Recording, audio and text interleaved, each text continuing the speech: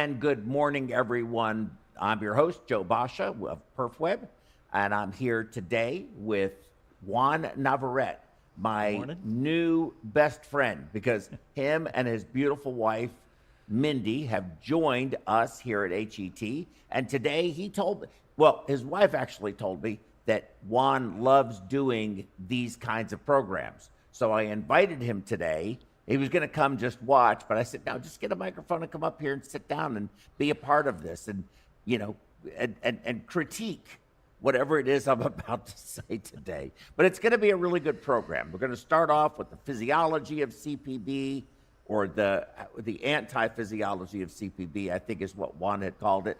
And then we're going to follow that up with the intra-aortic balloon pump for perfusionists, and then we're going to go into a program or a lecture that I hadn't heard yet. It was apparently given at AMSEC. Magic, our technical director over there, is who found these folks. They're from Spain, and they're going to be talking about, I guess, AI and gamification for perfusion simulations. But listen, let me introduce Juan a little more formally. So Juan is Cuban-born. Came here when he was 7 years old. He was working in an ER as what was then referred to as orderlies, and now known as PCAs, or patient care assistants. And he showed an interest and aptitude for a lot of different things. And in 1986, he graduated from the Newark Beth Israel Perfusion program. It was headed by Dennis Fox. Then he went and worked at George Washington University, where he ultimately became chief of that program, and then later on moved to Tidewater, Virginia, and worked with the surgeon, Paul Evans, that Juan says is the best surgeon, best fellow and best surgeon, best person he ever knew. Now, you know, here in Houston, here up in the Woodlands, we've got a couple of really good guys. You know, like Devinder Bhatia. How much nicer could you possibly be besides him? Well, I'm hoping that I'll get the chance to find out. Yes. So I gave kind of the formalized version, just sort of chronology of that kind of stuff. But you do have an interesting story about how you got into perfusion. Share it with our audience. Well, some of you probably remember Aaron Hill. He was the chief of perfusion at Fairfax Hospital, Texas Heart grad. He was also the president of the American Academy, you know, very involved in research. But when I first met him, I was, as I said, an orderly in the ER. And my job in the morning basically was to come in and wipe down every flat surface with disinfectant. This one particular morning, they had a patient come into the room, and they said they need you to do CPR in room 8, I think it was. So I put down my bucket. I hadn't really had enough coffee yet, but I go in and start doing CPR on a patient. And you would get his blood pressure up. He would try to push you off his chest, mouthing the word stop, it hurts. You'd stop CPR, his blood pressure would fall out, and he'd, you know, become unconscious. The ER docs worked on him for about 45 minutes. Then the CCU residents started coming into the building, and they came in to offer what they could. Eventually, cardiology started coming in, and they managed the patient for an additional 45 minutes. And by this point, he was blue, dusky. He was no longer, you know, we had intubated him. He'd been paralyzed, so he wasn't trying to get off the stretcher and go home. But they finally called the cardiac surgery team. They were in the OR, had a patient on the table, but they brought the heart-lung machine down, and they put the patient on fem-fem bypass. And the patient went from being this dusky cyanotic blue to being rosy red and pink. And I looked at the machine and I said, that's kind of neat. I'd like to learn to do that. So we had the opportunity to work with Aaron Hill and Bob Groom. Bob Groom, man, he's a good guy. Yeah, he was one of 3 at that time. Bob Vanansky, I want to say, was the third perfusionist, a great group. They worked closely with the Fairfax Hospital School of Life Support Technology. They brought us into the OR, into the cath lab. We learned balloon pumping and monitoring, and that eventually led me to Newark Beth Israel. You know, I had a good background and a good letter of recommendation from someone who had a little pull in the industry at the time. Miss Aaron, he's gone now, but contributed a great deal to our profession. Yes, good guy. Yeah, him, Charlie. I mean, all those guys. You know, they were incredible. You know, I met him. I only met Aaron, I think, 3 or 4 times over the course of my career. Last time was probably, I don't know, 10 years ago, maybe. I guess it was somewhere in Wyoming at a meeting up there. So, but real interesting character. Definitely an interesting character. Really, I mean, one of the giants, I think, in perfusion. We talk about the giants of cardiac surgery all the time, the Coolies and the DeBakey's and all these guys. But Charlie and Aaron were right there, with that as well. And a lot of good folks that laid the foundation for us. Absolutely. And you brought up balloon pumping because that's going to be my second lecture. I was telling Juan earlier today. This morning while we were waiting to go live on the air, that it's amazing to me how many perfusionists, younger perfusionists, I should say, more accurately, have no idea how to run a balloon pump or what it actually is doing, where it's even placed, what its function is, and how you time it. I find that interesting because that was such a common thing for us. Yeah, the physiology and the engineering of the balloon pump is really remarkably well-founded, and it was a tool that saved a lot of lives. Yes. We've moved into different modalities now, and one can argue, which one is best. But I think balloon pumps still have a huge role, not only post cardiac surgery, but certainly getting someone to cardiac surgery. Absolutely. Absolutely. Yeah. I mean, I think that it's kind of like the kitchen sink, right? Theory is if you have a patient that has unstable angina and you need to cool them off a little bit and they need to wait a couple of days, and the balloon pump helps to relieve that problem, it's easier to place, much more affordable, works very, very well, less risks, less associated morbidities, and instead of going to an Impella immediately, which is kind of throwing this kitchen sink at somebody that may not need that. You don't have LV failure, you have ischemia, and you need to manage that.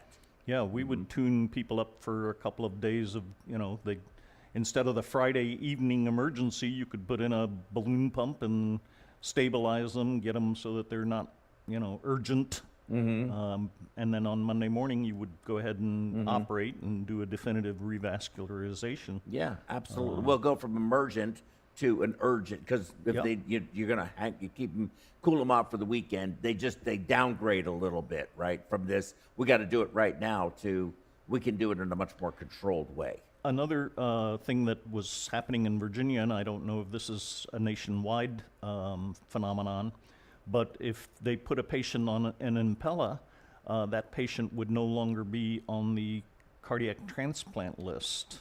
Really? They would sort of get demoted down because they were considered less clinically, urgent, and could be kept on pump. So that was an interesting practice that they did in the center part of the state. I won't Yeah, I didn't know that. I didn't realize that. Oh, it's interesting. That's really interesting. We need to look more into that, because that seems unreasonable to me. But you just, there's a paucity of organs compared to the number of organs needed. Yep. Right. So anything that can be done to put an organ in somebody else makes more sense. It's just a reality of the problem. I think that's their thinking is, this guy is going to be fine for a while. Yep. let's give that organ to somebody else who Somebody may not else. be eligible for this. That's a good point. Okay, so we're going to dive in to the my first lecture. Now, the way I like to do these, since you've never done this with me, is if I say something, in the middle of saying it, it can be somebody from online, Magical, let us know. If anybody or you see something, you need additional clarification, something doesn't make sense, you think something is wrong, just interrupt me.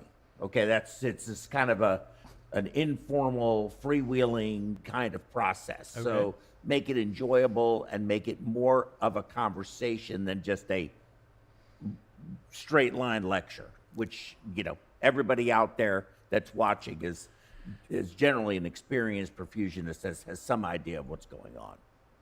So the physiology of CPB. So what are we trying to do? So here are the, you know, major human organs, and the ones that we really focus on is obviously the brain and the heart and the kidneys, to some degree, lesser degree, the lungs. And really all we want to make sure we do is we don't have a infarct of the gut or whatever, but really it's heart, kidneys, brain, lungs. The stomach, I don't think I've ever taken the stomach into consideration one time in anything we do from our perspective, right?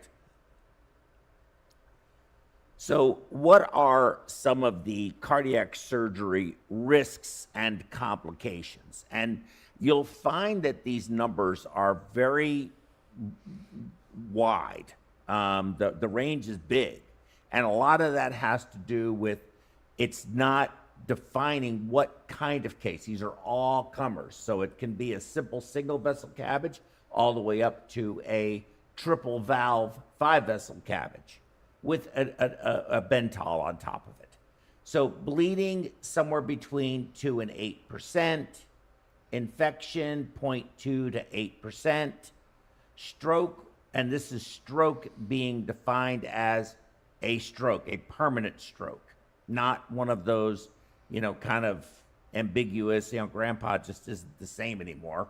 1.3 to 5%, MI 0.5 to 10%, renal failure requiring IHD 0.3 to 10%, which is huge, really, when you think about it, because I'm going to be talking quite a bit about the kidneys and renal failure during a cardiac surgery, CSA AKI, cardiac surgery associated acute kidney injury and failure. AKI rates much higher, 20 to 30%. It's very common. And it's surprising to me, given how long we've been doing this, how common renal failure is and how we have yet to really find a good solution to that problem. It pervades as a very common problem. Death is 0.2 to 7.7%.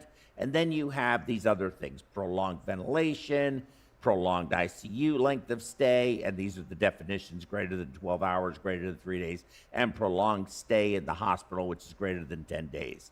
And the source for this was the STS. So here's a group, here's your team, the group of perfusionists. We're all sitting around, and I kept the pressure at 50 the whole case, because that's where the surgeon wants the surgeon wants the pressure at 50 the whole case, and everybody's toasting, everybody's happy. You did a great case. And then, of course, you get the person who asks, and this could be either one talking. So the male could be the perfusionist, the female could be the perfusionist, doesn't matter which. So what do you do for work? I'm a perfusionist. Oh, what's that? The answer, I maintain the patient's normal physiology during open heart surgery with the use of the cardiopulmonary bypass machine. Wow, that sounds impressive. That's really impressive. And you can see here that one of the two of them is impressed with the other. So what do we do in reality? Well, we take away the pulse almost entirely, if not entirely. Or we pretend our pump is generating a physiologic pressure of sorts. And at what cost? We have hypotension, sometimes for extended periods of time. We have acute severe hemodilution, sometimes more severe than others, and I realize that's subject to interpretation. In fact, Magic, when you get a chance, pull that comment up, because I do want to talk with Juan about, remember that comment that somebody made about my blood transfusion risk that you showed me? You had to approve it. Yeah, no, I don't need it right this second. I'll get it at the end of the lecture. Because I do want to address that. I forgot about that. So acute severe hypovolemic shock syndrome, because what do we do when we go on bypass? We open the venous line and we completely empty the heart. Well, the heart's gonna send out a bunch of signals. All the baroreceptors are gonna send out a bunch of signals going, what the hell has just happened? And then to make matters worse, we're gonna start pumping because we don't mix. Remember the old days of mixing? Where you'd take a little venous and add a little arterial, take a little venous until your pump was completely full of blood, and then you would go on bypass. Now, I know there's wrapping technique that can be used and stuff to maybe accomplish the same thing, but that's a different subject. I'm very anti-wrap. I think wrapping should be left to, Tupac and Biggie Smalls and Snoop D-O double G. That's who should be rapping. We should not be rapping. I don't believe it. I fundamentally think it's an absolutely ridiculous thing to do. However, with that said, you have that. And then, so as you go on bypass, you have all this crystalloid going in, and the baroreceptors are now seeing that. So you have the chemoreceptors. So you have baroreceptors that are going, what the hell's going on? You have chemoreceptors saying, what the hell is going on? It's not surprising when your initial phase of going on bypass, though it's to some degree stable, it's anything but physiologic. It's completely foreign to what's going on with the body at that time. You have significantly reduced DO2 in the early phases of your initiation of bypass. You have to generate a higher line pressure to accommodate the lower DO2 because of dilution, so now you have to flow more. You expose the blood to a large foreign surface contact area over and over again, which is going to initiate an inflammatory cascade. And then, of course, some of that is evidenced by the frequent need for pressors. That's mostly as a result of an inflammatory mediated response. You expose blood to a very hostile pressure environment. There's a blood-air interface with the pump suckers. And you introduce air everywhere it was never meant to be. Can you see that? Or I can see it better over there, actually. You can see better. You can look at mine too if you want, if it's better for you. So what do I really do? So if somebody were to ask me, who was not a non-medical person, but an actual medical person that had some knowledge, how would I answer the question, what is it that I really do? So my usual answer, and I don't know if I'm going to get myself into trouble, I tell people that I pump and suck for the almighty buck. Yeah, well, that's true. I do like that. That is true. That's not what's on here. It's a little more sophisticated, a little more. So I mitigate to the best of my ability the harm I know I am going to cause. I'm there to facilitate a procedure that needs to be done on an organ system.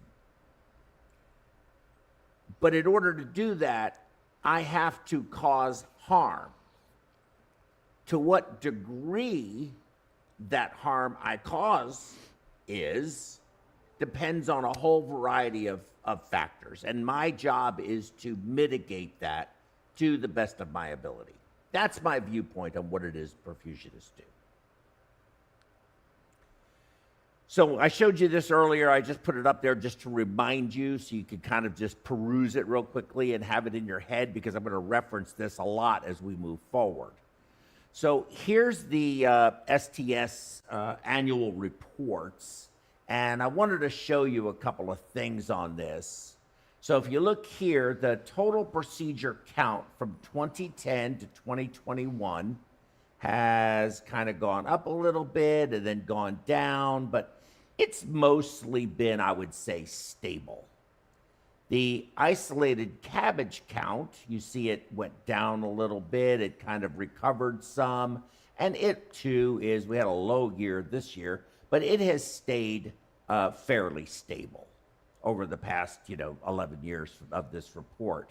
Now, interestingly enough, and I'll show you this a little bit more, the on-pump cases actually went up, and if you look, the off-pump cases, I'm going to address this a little bit more a little later, have actually gone down. The drop really started around 2017, maybe 2016, and continued to drop. Now here it's a little higher, but your total case count actually went up. So keep that in mind. And then it goes through like AVR. You can see the isolated AVR procedures have gone down quite a bit once they started doing TAVRs in the moderate risk group patients. When it was only high risk group, it really didn't see much of a drop. But then all of a sudden you do see it dropping here, and that's the reason for that. Okay.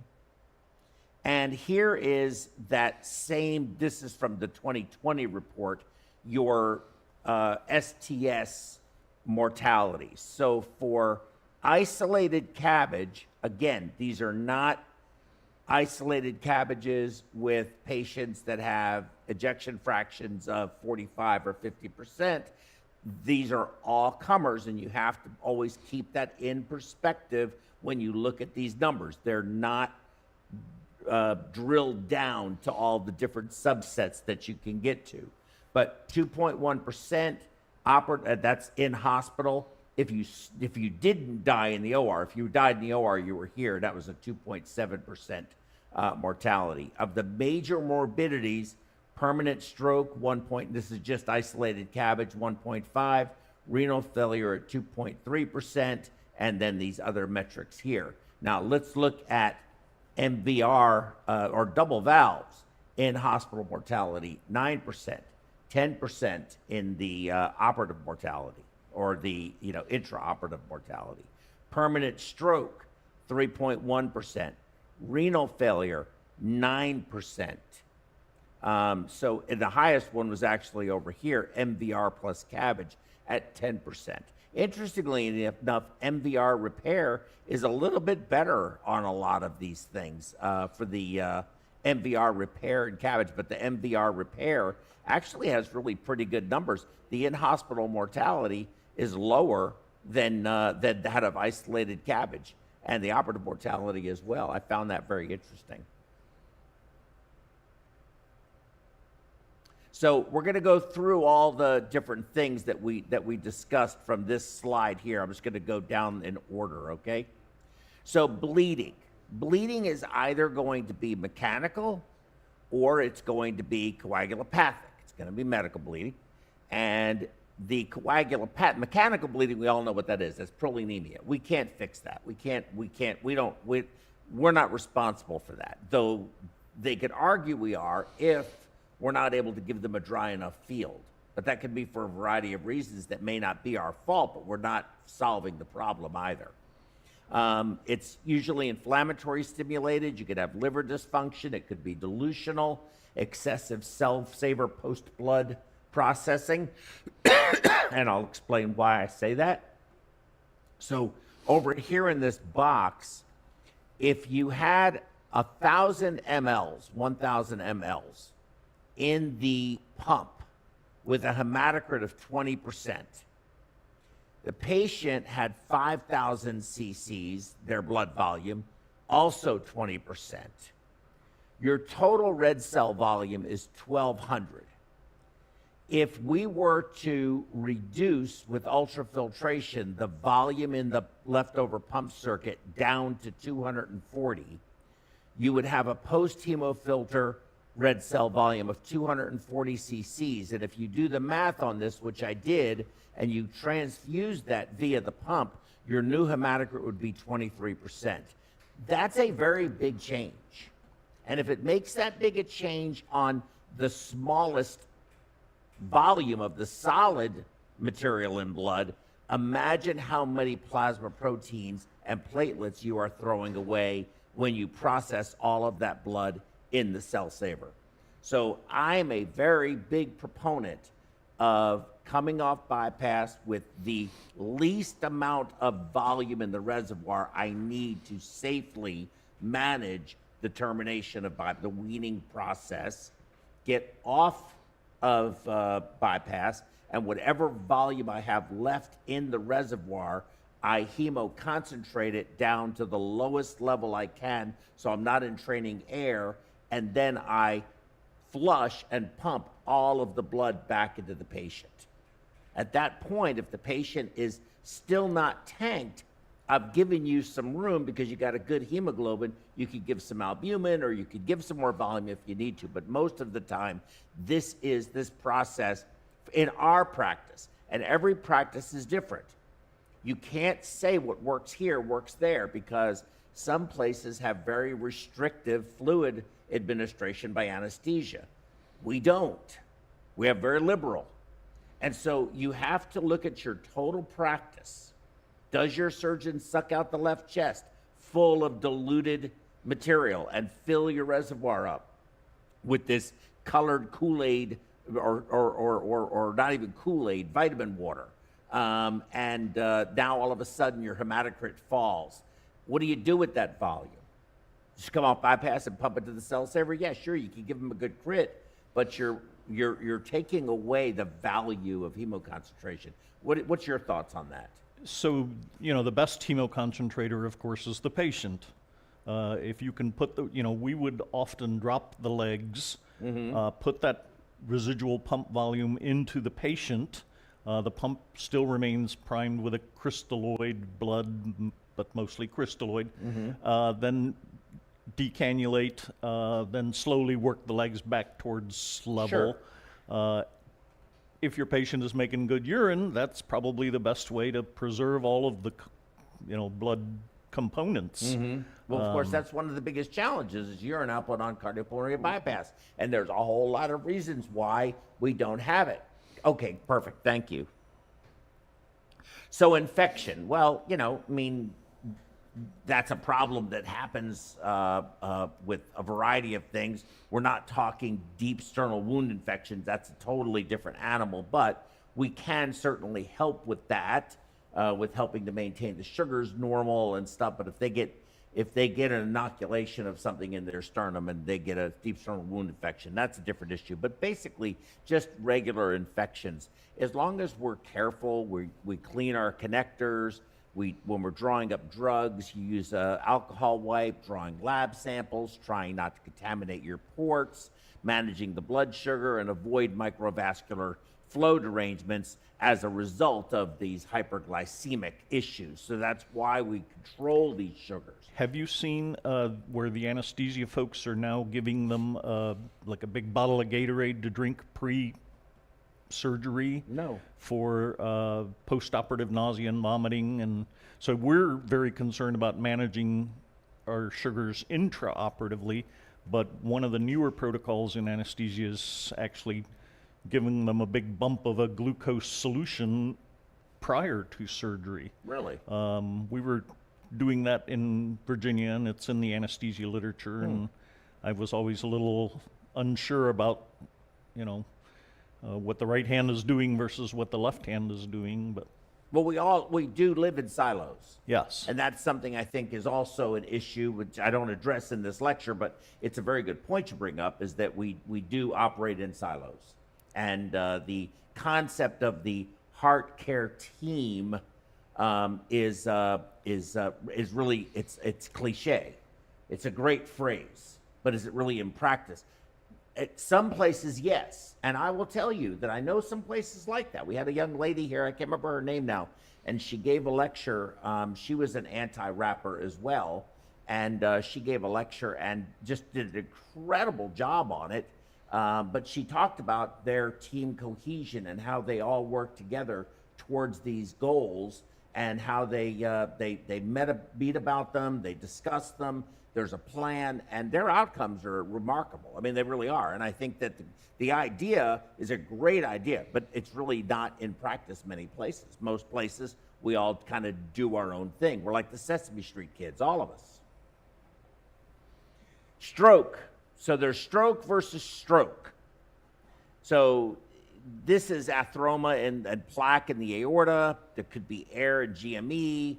Could be from hypoperfusion, could be from very low CO2 and poor cerebral perfusion in that regard, low flow, low pressure, outflow obstruction from the heart being torqued over, cerebral oximetry, something very important to use. I have it down here, and also transcranial Doppler. If you had that, I think that's really one of the that was Bob Groom. Bob Groom talked about transcranial Doppler and I remember I've said this on the program, I don't know, many times. He talked about, I used to think, that guy's crazy. You know, what do you do that for? Bob, come on, we're not going to do TCD. But the more I learned about it, 10 years later, he was right. He was way ahead of the curve. We should really be using TCD on bypass. I think it really does make a difference. Temperature management, of course, very important, can affect stroke. Severe third spacing and edema can affect stroke with increased intracranial pressures. And of course, there's the grandpa or grandma just isn't themselves. That's the stroke versus stroke. There's these subtle changes that can occur, and people just seem different. They no one can really put their finger on it. But then there's the other, which is the overt stroke, the hemiparesis, you can't drink. What was you dribbling soup? Remember that? Your patient's going to be dribbling soup. Yeah. You stroke them out. Remember that? The Q sign. The Q sign, yes. You know the dotted Q? Mm-mm. That's when the fly lands on the tip of the tongue. So there's the O sign, which is your mouth is open. Then there's the Q sign, your mouth is open and your tongue's hanging out. And the worst one is the dotted Q, which is your mouth is open, tongue's hanging out, and there's a fly that's landed on it. That's usually portends a bad outcome. So I thought this article was very, very interesting. It's fairly contemporary, 2018, defining an intraoperative hypotension threshold in association with stroke in cardiac surgery. And here they show mean arterial pressure less than 65 for 10 or more minutes during cardiopulmonary bypass is associated with an increased risk of stroke. I can tell you, there's a lot of cases I do where I'm under 65 for more than 10 minutes. That's not that uncommon. No. We're struggling with it, but I think that our threshold, I'm going to talk a little bit about this as we move forward, is too low on what our mean arterial pressures are. Because normal mean arterial pressure is about 92. I haven't seen this study, so I'm curious how they corrected for, hematocrit, flow. I was asked as a witness on a case where the contention was that grandma's pressure had been at 45 for a long time. And I reviewed the chart, and it turned out that the flow had also been quite reduced, and the hematocrit was quite reduced. So if anything, the contention that the plaintiffs were making was, fine as far as it went, but it really had to do with a combination of things. Yes. I've always struggled between what is the appropriate flow to pressure. When your surgeon needs to see what he's sewing and your pressure's so high, That should not matter. Now, it does matter in terms of the clamp slipping or leaking.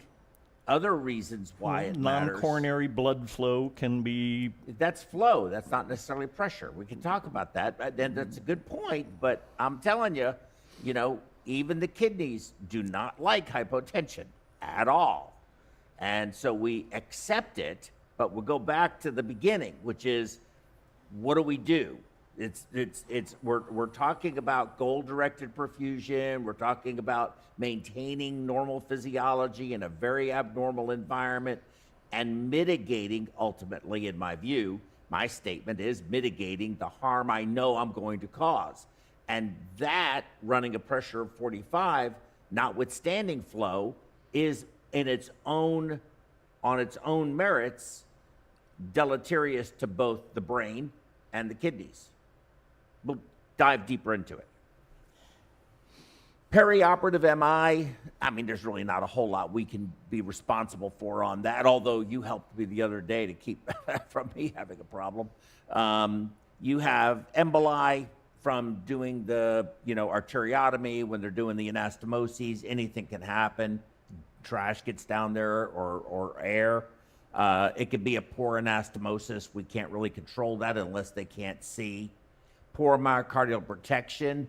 It could be you didn't have the flow high enough, you had your vent on too high or at all, you had you didn't have enough potassium in it, you didn't give it long enough, it wasn't cold enough.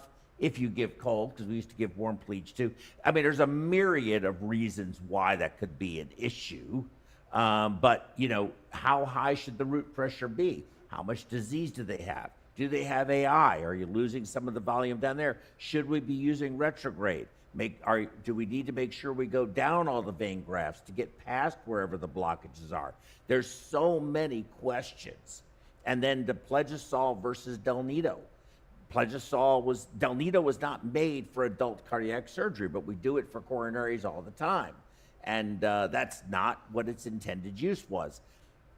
It works most of the time, but you have got to get uniform distribution throughout the entire myocardium, or you will have a problem because you give no subsequent doses, and it can be a real problem.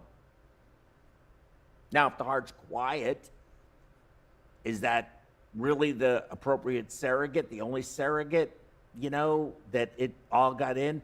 Now, listen, I've seen stone heart happen 2 times, where I had not seen it for 30 years. Saw it 2 times. Both times and it's more contemporary times, it was Delnito being used on cabbages. So I hadn't seen stone heart for 30 years. I've seen it twice, both times Delnito. So let's talk a little bit about acute kidney injury following cardiopulmonary bypass. It's a challenging picture. In this particular study, they went through a database and looked at everything, and this is what they have come up with. And the ones that I need you to focus on, of course, age is an independent risk. Being female is an independent risk.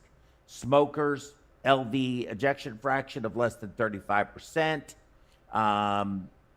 congenital heart disease, EGFR is an independent if they already have some element of CKD. If their serum creatinine is greater than 2.5 already, certainly an independent risk factor. You could have genetic markers, hemoglobin of less than 9. You have in fact, this comment that I'm going to address in a little bit, you have no idea how many people accept 7, hemoglobins of 7, and their patients by and large do fine. The data doesn't say it's good. So, I'm challenged by these things because I know we're going to get into the DO2 concept here in just a minute, but a hemoglobin of 9 versus a hemoglobin of 7 is a lot of arterial oxygen content. It's a lot. And so we need to discuss that, I think, a little bit further. Oxygen delivery, so low oxygen delivery, it says increasing oxygen delivery may be protective. I think it probably is. During 24 hours, if you have exposure to the contrast agent and surgery duration, okay, are all risk factors for developing acute kidney injury. So this was a very good statement from this article that was written, and again, this is relatively contemporary. It had to do with valve surgery. Cardiac surgery associated AKI, CSA AKI, is a severe complication, one of the strongest risk factors for mortality in patients after cardiac surgery, with an incidence varying from 8.9 to 42.5% according to the intricacy or complexity of the operation. And that's something you always have to keep in mind. In its more severe form, it boosts the likelihood of death by 50 to 80%. So you have acute renal failure, not AKI, acute renal failure with the need for dialysis post-surgery, and you weren't already a dialysis patient, your risk of dying goes up very, very high. Even a mild raise in serum creatinine after cardiac surgery can lead to a higher morbidity, as well as longer term of stay in both the hospital and the ICU, and of course that results in a higher cost. So here is their data, and the one that I highlighted, we won't go through all of these various different things. You can look at them at your leisure, but if you're, so this is total. This is cardiac surgery associated AKI here, and if they were free of AKI. And what you'll notice is there is an improvement if you kept your DO2 above 322.2 on average and 323. So at start and end. If you were down below 300, you had a much higher risk, in fact, statistically significant risk of developing cardiac surgery associated AKI. So they're higher in this study than what we are sort of striving for right now, which I think is a 272 number. We'll get into that particular study in the next few slides. So here they were saying less than 295, you're at risk. Less than 3, and your index needed if it was less than 303. So if this is a better number than this number, basically, and this is a CART analysis. It's a cutoff value classification and regression tree analysis. It really, all it's telling you is that anything under 295, you're at higher risk, and anything under 303, you're still at risk, because that is not even close to a normal. Your baseline DO2 is much higher than either of these numbers, and we can calculate that out. And what you see here is on your DO2 index, this number here, as you get to this point. This is 300, this is 325, so in that range, you start seeing this increase in your probability of developing acute kidney injury. Also here, the same thing. If you look here, you come back, you're in this 325, 20 range, and now you see you start increasing your risk of developing AKI as a result of inadequate oxygen delivery to the kidneys. And there is a real reason for that. You know, when you look at the kidney, the cortex of the kidney is running a PO2 of around 50. But when you get to the outer medulla of the kidney, your PO2 is around 20. So the kidneys are very high extraction of oxygen and very sensitive to decrease in O2 delivery because they're really using it a lot. There's a lot of energy being utilized by the kidneys. That's why they're 20% of our cardiac output. It's more than our brain. So it's a remarkable amount. This is out of Australia and New Zealand, and they go through these progression of looking at all of these records. I'll just leave that to be, but here's the bottom line of it when you look at it. So without AKI and with AKI, we talked about age, so you're going to have a higher percentage risk of getting AKI, and that's statistically significant. Diabetes is a factor. Cardiopulmonary bypass time is a factor. And minimum hemoglobin is a factor. And red cell transfusion is a factor. So you're damned if you do, damned if you don't, right? I can't, but I think that's where ultrafiltration really helps. You can maybe, but you know, you may be sacrificing flow, because you don't have volume, for oxygen carrying capacity.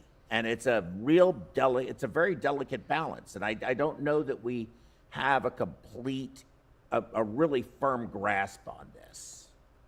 Yeah, usually you know, when you're talking about multifactorial analyses, you can perhaps optimize two things, but you're often sacrificing the third.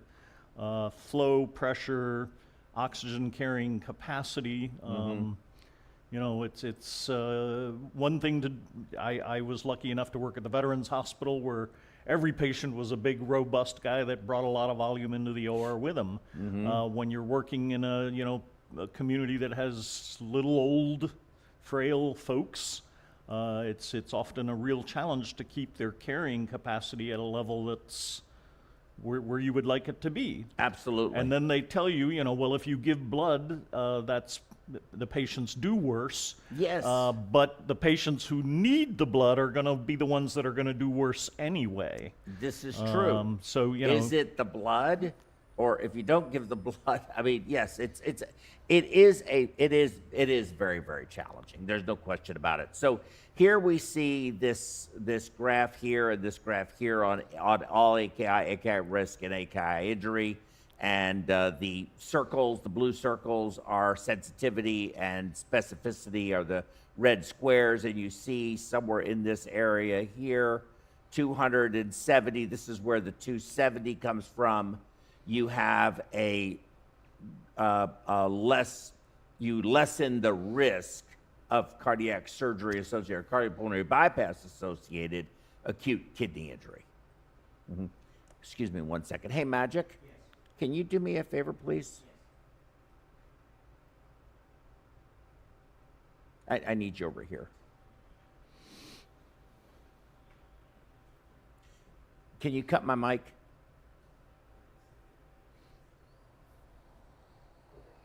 One second.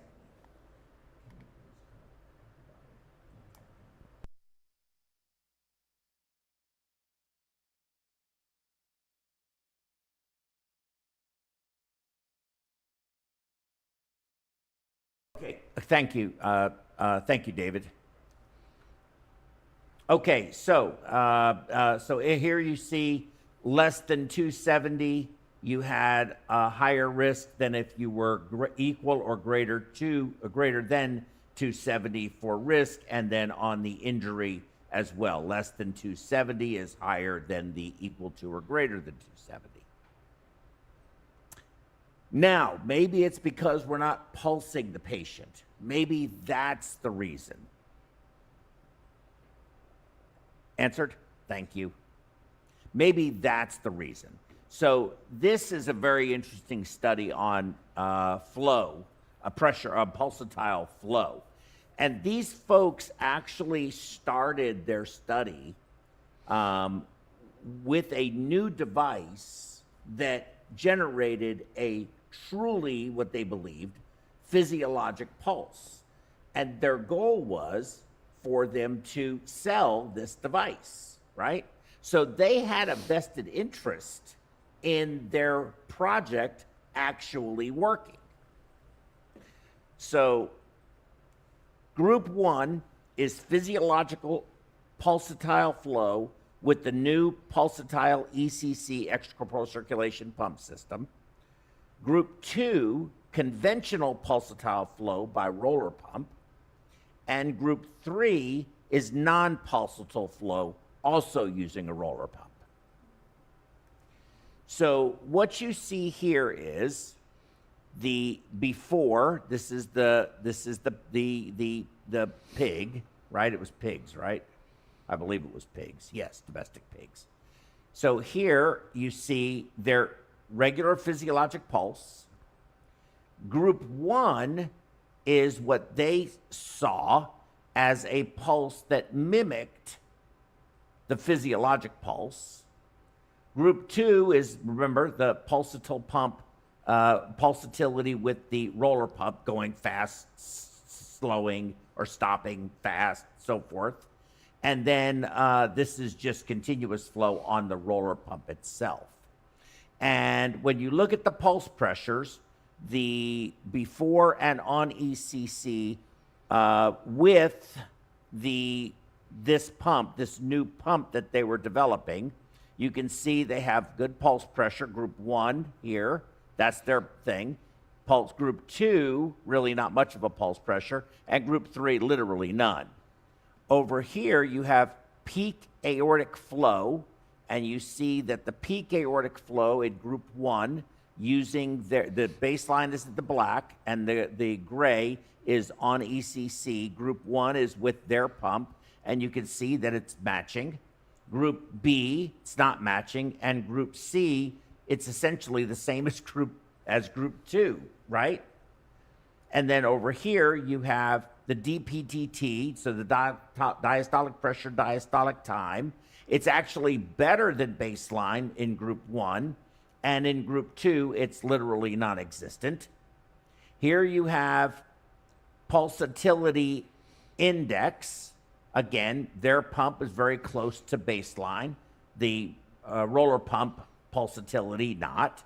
And over here, percent change from mean arterial to EEP, which is, oh God, I forgot what EEP was. It's in this study right here. I don't remember what EEP was, but so we're going to skip that one. Forgive me. So I don't know that one. It's in this study right here. There's EEP. You find it? Nope. No, ECC. that's ECC. Yeah. Yeah, I'd have to go look it up. But it doesn't matter. Let's go on to the next things. So I'm going to blow this up a little bit. So mean arterial pressures basically stayed the same. Peripheral vascular resistance, or your SVR, basically stayed the same. And that's throughout a 360-minute pump run. Here you have hemoglobin levels, basically stayed the same. And here you have peak pressure in the arterial line, much higher with their pump. The roller pump, not too bad. Of course, I don't know what the flows were. I'm going to show you some peak pressures, which are really going to surprise you. And then group 3, of course, there's no pulsatile, but it is a roller pump, so you have something that goes on there. Oops. Sorry about that. Okay. There. Okay, back. And here we have renal blood flow, almost no difference between the 3 groups. In fact, it's better in group 3, which is the continuous flow, which is the solid line. Here you have renal blood flow you have blood flow to the colon, basically stays the same. You have here your inflammatory mediators. Interleukin was higher in the pulsatile groups than in the non-pulsatile group, but not significant. Interleukin, another one of the interleukins here, whichever one that says, basically the same. Lactates, basically the same, actually a little bit higher in the continuous flow group, but still all of them went up, and they all came back down fairly quickly. And then plasma-free hemoglobin, much, now that was significantly lower in the non-pulsatile group. And there's a good reason for that. And then here you have escape rate. This is basically plasma leak, capillary leakage. You can see with the pulsatile of the group 1, which is their device, it was much higher. With the pulsatility from the roller pump, a little bit less, and about the same in group 3, which is the non-pulsatile flow at all. Okay, and I think that's the one I'm at. Yep. So in conclusion, I thought this was very interesting. With our new pump system, we were able to mimic a physiological pulse pressure pattern. Despite this precondition, as is demanded by the supporters of pulsatile flow, we did not find any advantage on regional blood flow or inflammatory reaction in the pulsator group compared to the pulsatile or non-pulsatile roller pump groups. Moreover, the pulsatile regimens led to an increased hemolysis and an elevated capillary leak, with these findings, we disprove our hypothesis of the superiority of extracorporeal circulation with a physiological pulse pressure waveform. Therefore, we conclude that pulsatile flow during mild hypothermic ECC is unnecessary. Efforts to optimize pulsatility do not seem to be justified. However, the study was conducted in normal, healthy subjects. Therefore, a possible benefit of pulsatile perfusion in patients suffering from cerebral vascular disease or renal insufficiency cannot be excluded. I thought that was that to me, when you're there to actually do something that is a business you're gonna run, and you could come to this conclusion, you give a lot of credibility to yourself. What you didn't describe the pump that they were trying? Is that a centrifugal pump? No, it was. No. It's a no. But it's not. It's a good study. I think I put the reference up here. You can look that up and look at the pump, but that's not sort of where I was going with this discussion. But here it is right here. And it's in the Cardiothoracic Surgery Journal, cardiopulmonary bypass with physiological flow and pressure curves, pulse is unnecessary, by Voss and colleagues. So I would look that up if that's what you want to do and learn more about their pump system. Okay, so let's see. Very good. So here's me pulsing on a centrifugal pump. And what I did was I am measuring the pressure in the arterial line before the oxygenator. So between the centrifugal pump and the oxygenator, okay? And this peak number, this goes to 350, and then we'll read dashes. That's the highest it will go. So you get dashes, you don't get a number anymore. So it's above 350, and that's what the pulse looks like on the patient's radial, okay? Here, I'm at a lower flow state. I have a peak pressure of 343, an end diastolic pressure of 11 in the system, and there's your pulse, 46/39. Nothing near physiologic. And I only did this to try to give myself some numbers that I could actually see. I'm going to show you a couple of videos of what it looks like.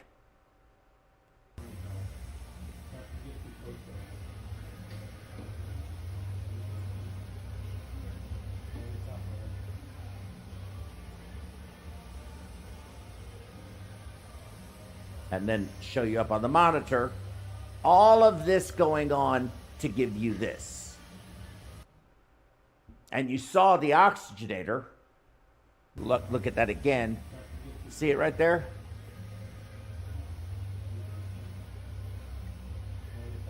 This does not seem safe to me, intuitively.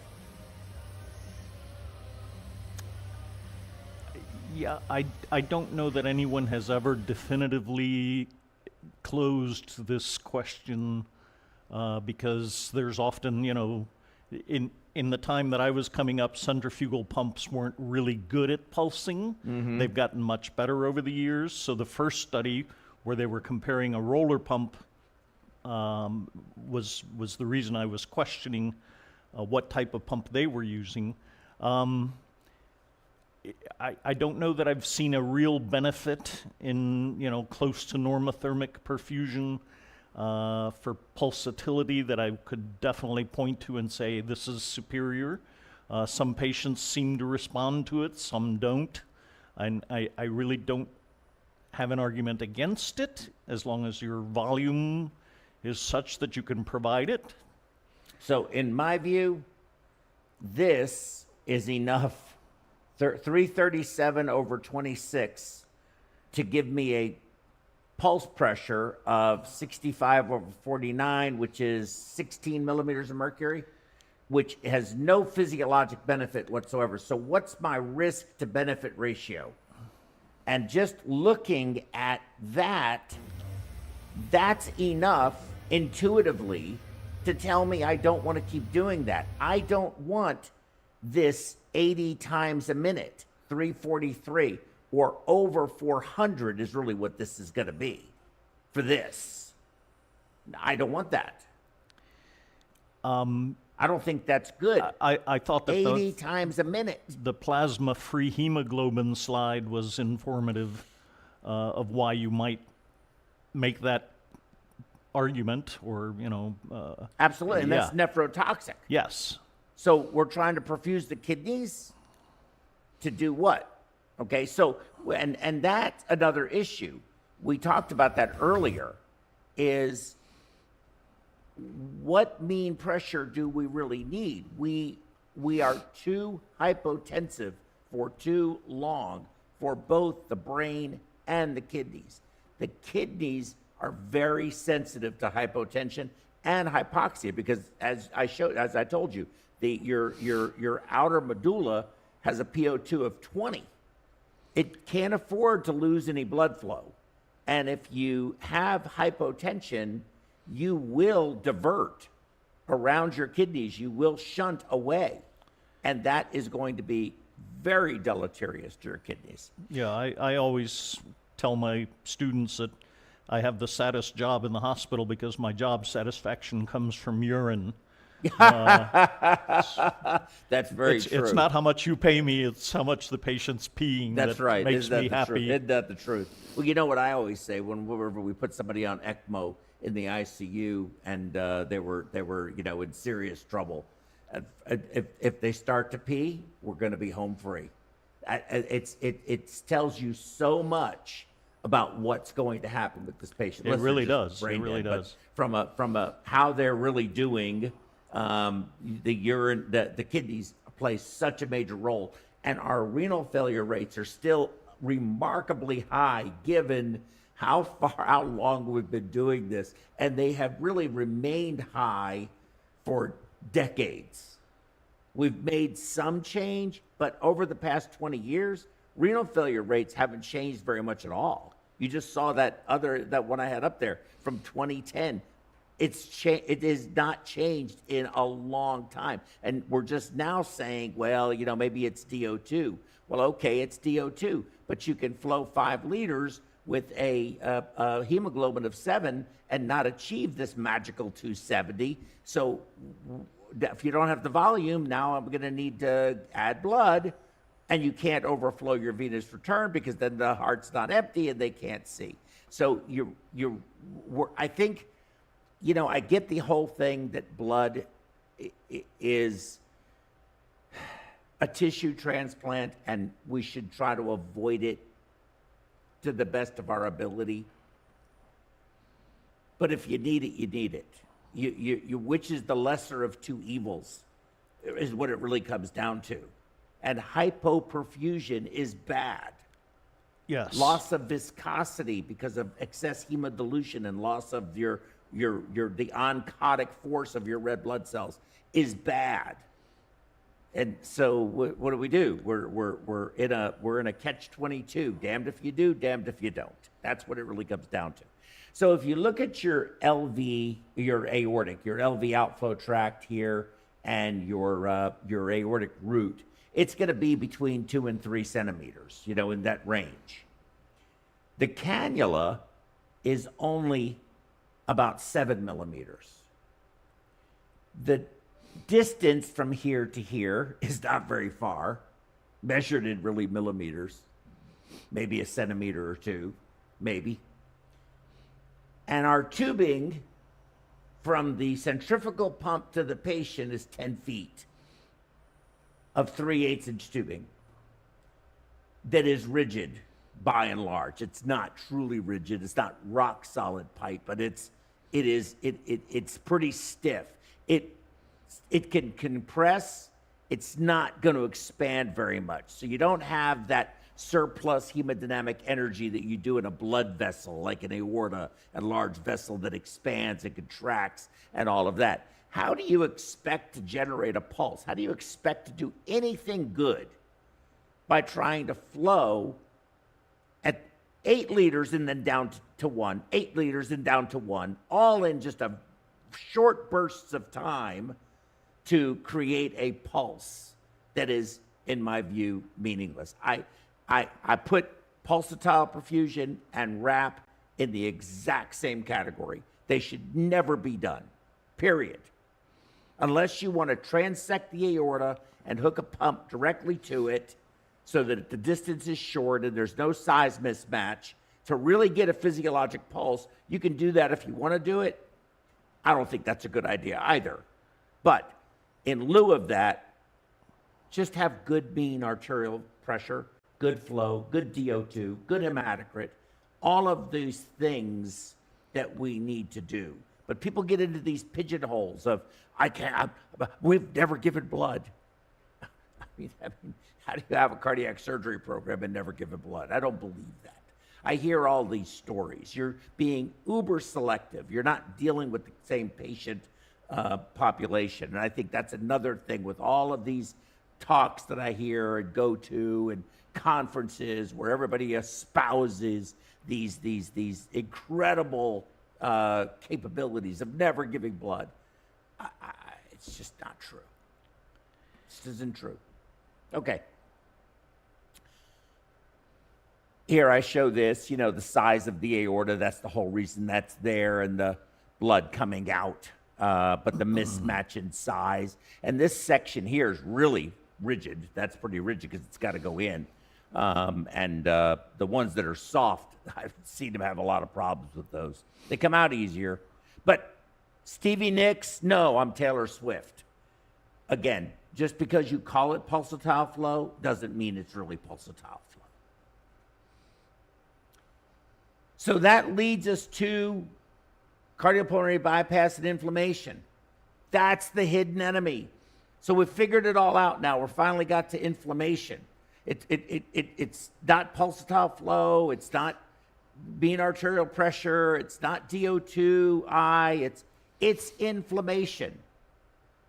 So once CPB is initiated, there's an extensive endothelial dysfunction cascade that's initiated, release of TNF alpha, interleukin 1. They bind to endothelial receptors, activating these cells. The process is pivotal in the integration between inflammation and triggering of the coagulation system. TNF alpha initiates shedding of both heparin sulfate and syndecan 1 from the glycocalyx. And you have measurable glycocalyx degradation products, if you measure them, when you go on bypass, which is a marker for this inflammatory cascade that takes place. So I was like, well, okay, maybe I just have to admit it. Off-pump surgery is better than on-pump surgery. I finally have come to the realization that the pump is so horrible, so bad. I need to just quit what I'm doing because I can't do this in good conscience. So then we get to this. This was published in 2022, so it's very contemporary. Here's what they did. I'm not going to read all of this for you word for word, but the 15-year survival rates for on-pump were 82.9%. And for the op-cab, it was 80.7. Your hazard risk adjusted all-cause mortality was higher in the op-cab group than in the on-pump group, and for having MI, higher in the off-pump group than the on-pump group. On-pump versus off-pump grafting. Should the debate even continue? I thought this guy wrote this very, very well. I will read this to you.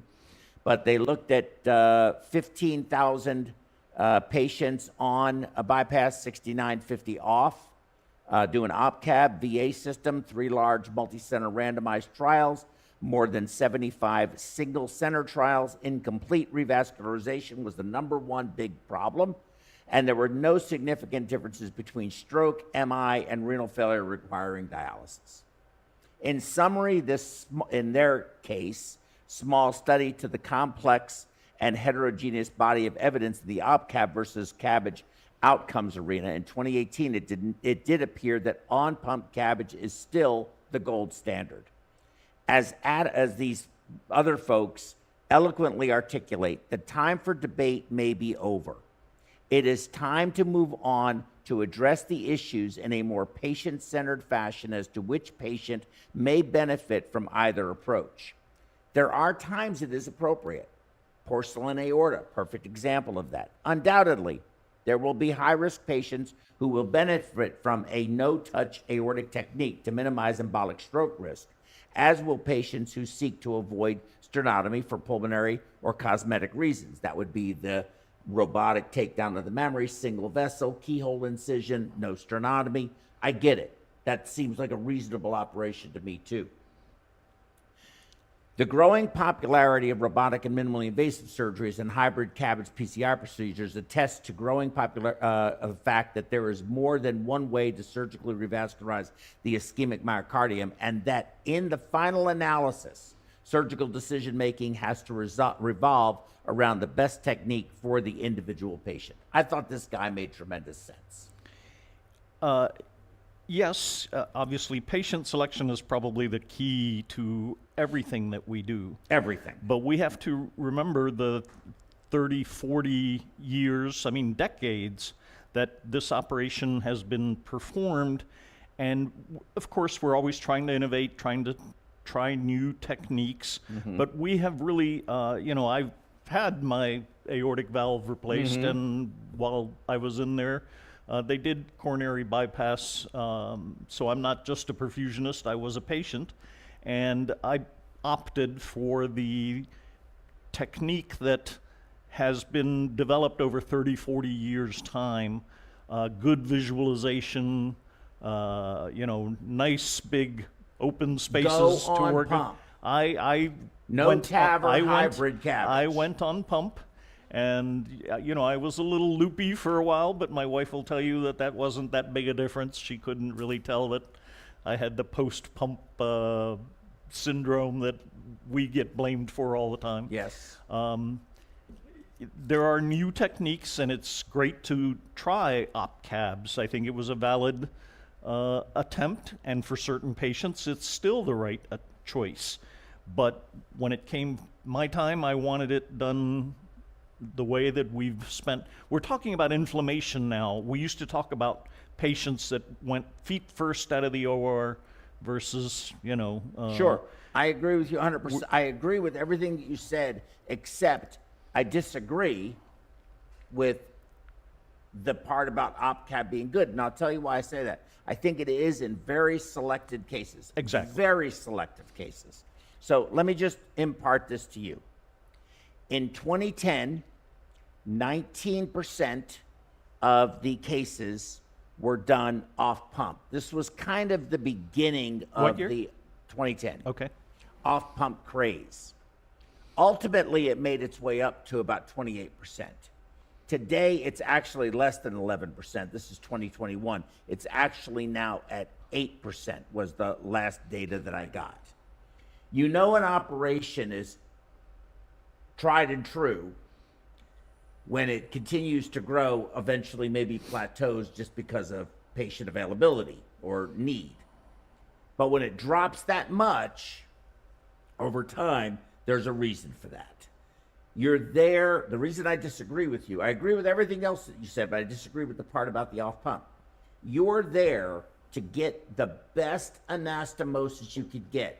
And I have videotaped one surgeon doing one case on pump, one case off pump, Lima to the LAD. This was a guy who believed in off pump, always believed in off pump, and he had to do the Lima to the LAD because it was an aortic valve as well. So he had no choice but to use the pump for that particular bypass graft. I videotaped his Lima to LAD down that case and on another case that he did it off pump. Both of the vessels were about the same size. Patients were about the same size. Hearts were about the same shape. Everything about the patients was really pretty similar. He looked at them side by side, and he quit doing his cases off pump. He said, that just doesn't look good. And it didn't. And I had it zoomed in, focused, so you could really see the anastomosis. And on review of it, he abandoned his off-pump practice and went back to doing them on pump. You're there to get that anastomosis. It's critical. Your long-term survival is dependent upon it.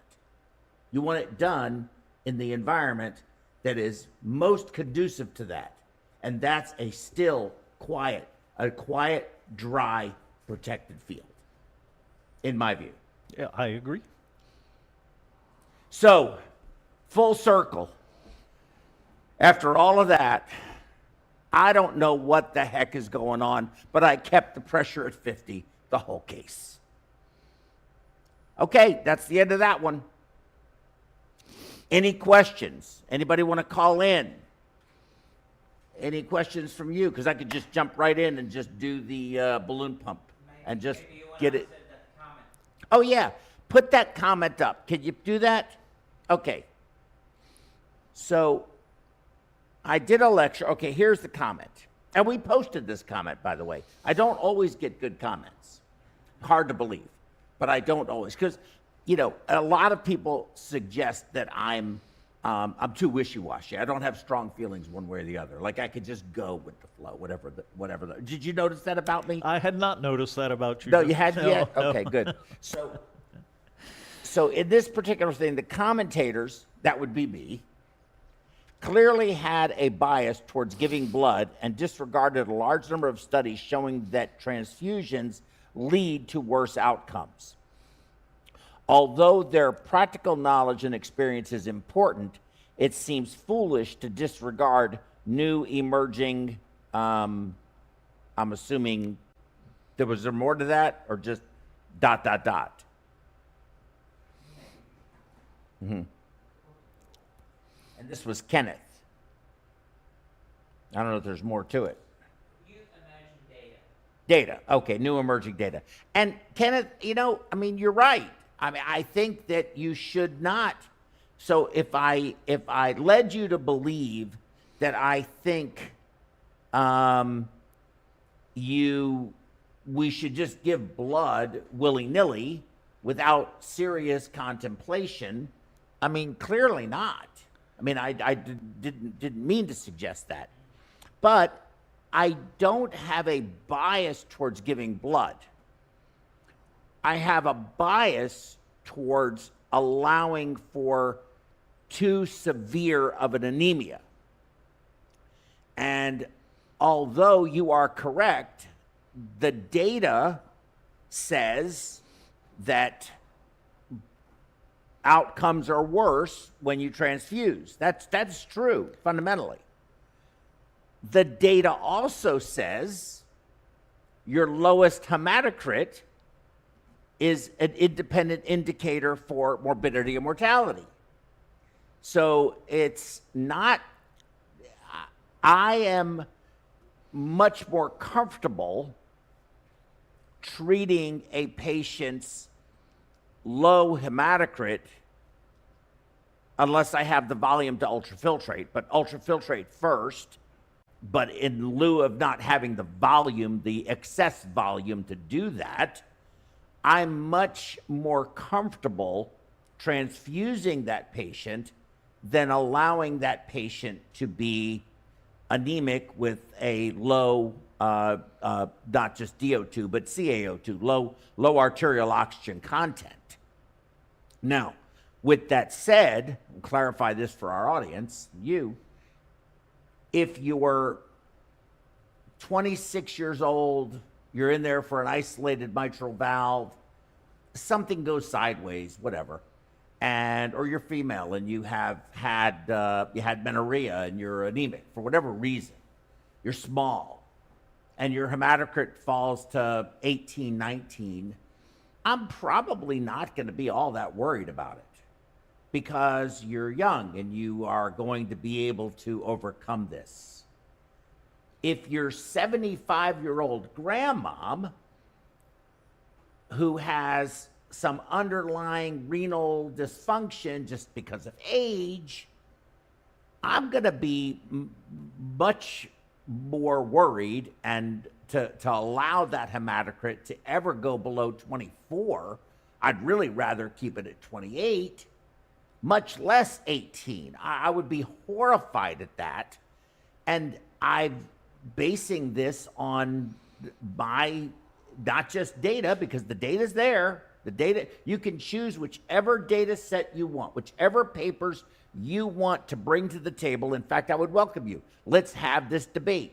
Bring whatever papers you want, publications, evidence-based medicine, the whole 9 yards. Bring what you want, and I'll bring mine, and we'll look at them, and we'll compare the two. But my eyeballs, 44 years of doing this job, my eyeballs tell me that that patient is not going to do well if I leave her hematocrit at 18 or 19. She needs a hematocrit of 28 to 30, especially elderly, underlying renal dysfunction, somewhat depressed cardiac function. She is not going to do well post-operatively, weaning off bypass, if I don't get that hematocrit up. That's my feeling as well. I mean, we're not giving blood in a double-blinded trial to see who does better, who does worse. The patients that I'm going to give blood to are the patients that need blood. And why do they need it? Because they're going to be more difficult. You know, they presented to the OR in a situation where, you know, you're not just giving blood. Oh, you get blood. I'm not Oprah handing out units of blood. Sure. You get some blood. You get some blood. No, the patients that I'm giving blood to are the ones that are not going to do well. So yes, if they get a unit of blood, they don't do well, but they wouldn't have done well without it. Right, but and here's the problem. Here's the problem with medicine in general, but especially in our particular domain. We don't know. We cannot give it, and the patient might just do fine. We simply don't know. But again, my experience, I don't know how many cases I've actually done, my experience tells me this patient's not going to do well. And that's part of what we do. And I will go, I'll share an anecdote, which is, of course, meaningless. But I worked with a guy who believed in giving blood, and he wanted his patients to go upstairs with a crit of 30, 32. I love it. And his patients were sitting up in bed, you know, flipping the channel, asking for food. They just looked rosy red, animated. Why? Because their crit wasn't 22. Right. Now, there's a long-term effect to that. Certainly, right? certainly. That But you're right. You can't ignore the very good data about infection rates and microchimerism and immunomodulation and all of that stuff. But, you know, I mean, the lady the other day, you know, that I did had a hematocrit of less than 12 by the time I got involved in the case. And I gave her an awful lot of blood. And, and she's doing really well. She's doing really well. Okay. You know, I gave her 12 units of blood. Pack cells. I mean, what was I going? Her hematocrit was under 12. We don't know how low it really was. Right, the machine just. It didn't even look like Kool-Aid. It looked like vitamin water with just like a little essence of color. I was like, man, that's really low. This doesn't look good. We need to fix this. Yeah. But that's what happens when you bleed a lot and they're just pouring volume into you. But she's doing well. So, you know, there you go. Yeah. But if it weren't, I mean, obviously I know that Kenneth wasn't referring to those kinds of patients, different scenario, but you can't just say blood's bad because it is, but what's worse? Yeah, the absence of blood is really bad. Yes, exactly. Yes, this is very true. I like that. Okay. So let me go to discard. Okay. So how are we doing? So I've got about 25 minutes to do the balloon pump lecture. About 35 minutes. Okay. So let me find it. I know it's in here. I just looked at it, right? Remember? I said that. I did. It's in here. I thought I turned you off. Um,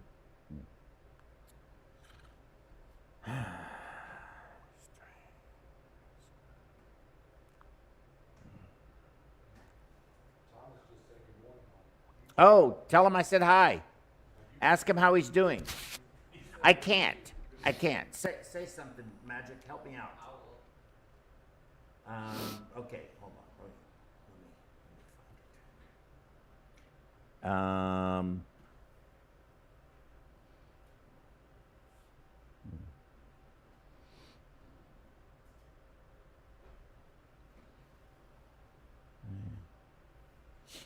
it. There it is. We'll use this one. Okay. So I stole these slides from Vicki Carlisle, who's our director of education, and she did this lecture for nurses, but we did it for perfusionists as well. And I'm going to do it from the perfusionist's perspective. Okay. So I don't want to get into a whole lot of, I don't have any relationships with the knowledgeable companies. Here's your coronary anatomy. We're all familiar with that. We're all perfusionists. And here is the whole crux of intra-aortic balloon pumping. This is everything you really need to know. So what this is illustrating is coronary perfusion over here on the x-axis and over here, okay, the zero line that you see, and you have your going up and going down. All right. So when you're in systole, you have a little bit of coronary perfusion, okay, and then it decreases significantly at the end of systole. All right. And there's a sharp decrease in what they call isovolumetric contraction. That's where the heart is squeezing, the interventricular pressure is going up, but the aortic valve has yet to open. So you have this big drop, and then there's, during the rapid ejection phase, the valve is open, you have some coronary perfusion, then it decreases at the end of ventricular systole, and then here is diastole. This section right here is your diastolic pressure, diastolic time, dp dt. This is the period of time when you want the balloon to inflate. You want the balloon to inflate here, and you want the balloon to deflate here. And there's a way to know that you've done that. I don't want to get into the history of the balloon pump because here's Dr. Kantrowitz. He had this device. You can see how it works here. And just look at it. Vicki does a really good job on the history, but I don't want to spend too much time with it. Here's a guy with a balloon pump getting in a car, going home from the hospital. I think he's at the airport. I think maybe that's what it looks like anyway to me. And then here's this balloon pump with a closed loop automated system instead of that big surgical procedure that you saw. So what are the indications?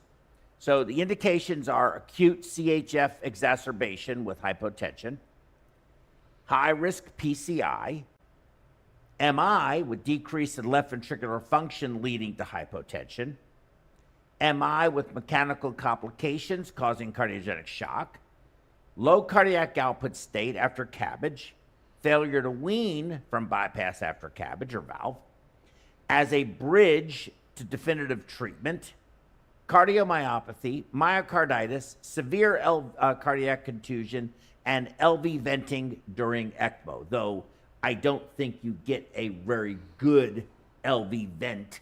I think you're much better off with ECPella in that case. I think as an LV vent, the Impella 2.5 in the LV on ECMO does work a whole lot better, but you do get some.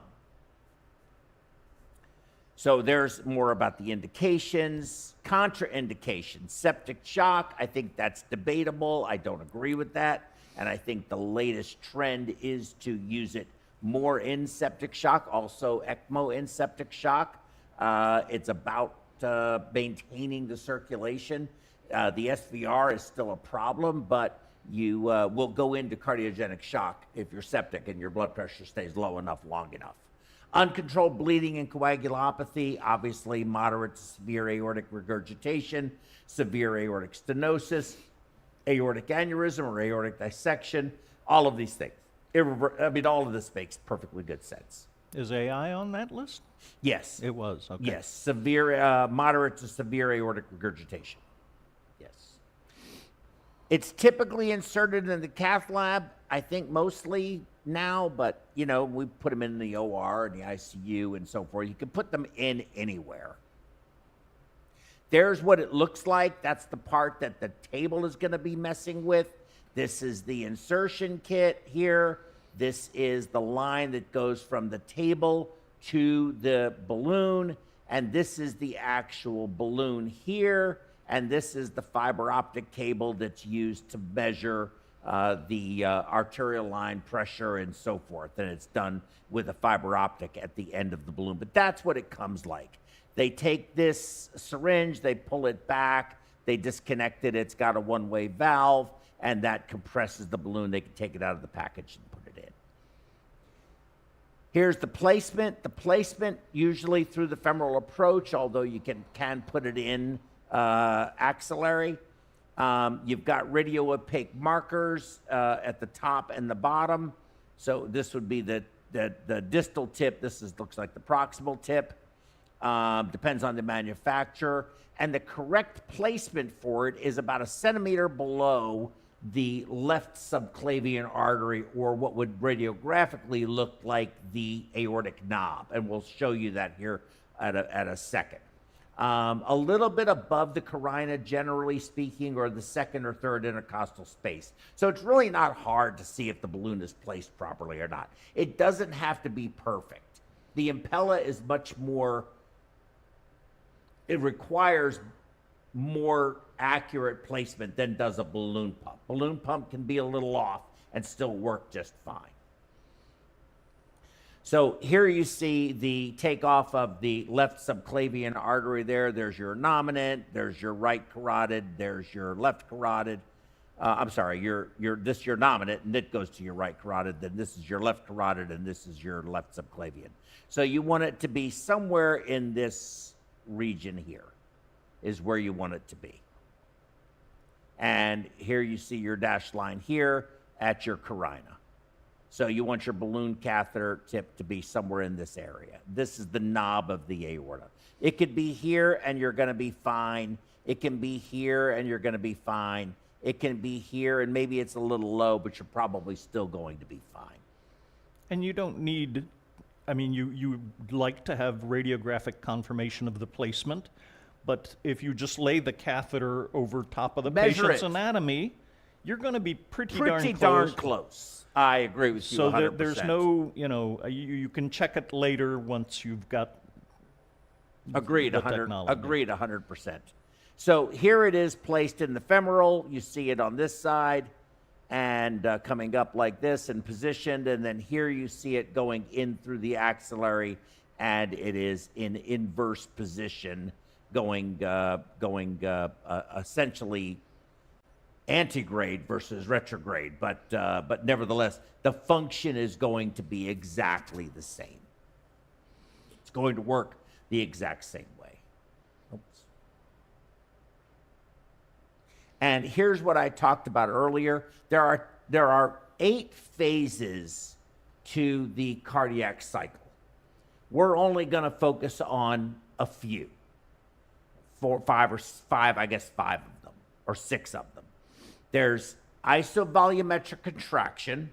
Again, we talked about that. That is when the intraventricular pressure is rising. The heart is beginning to squeeze, but it has not exceeded the aortic pressure, so the valve is still closed.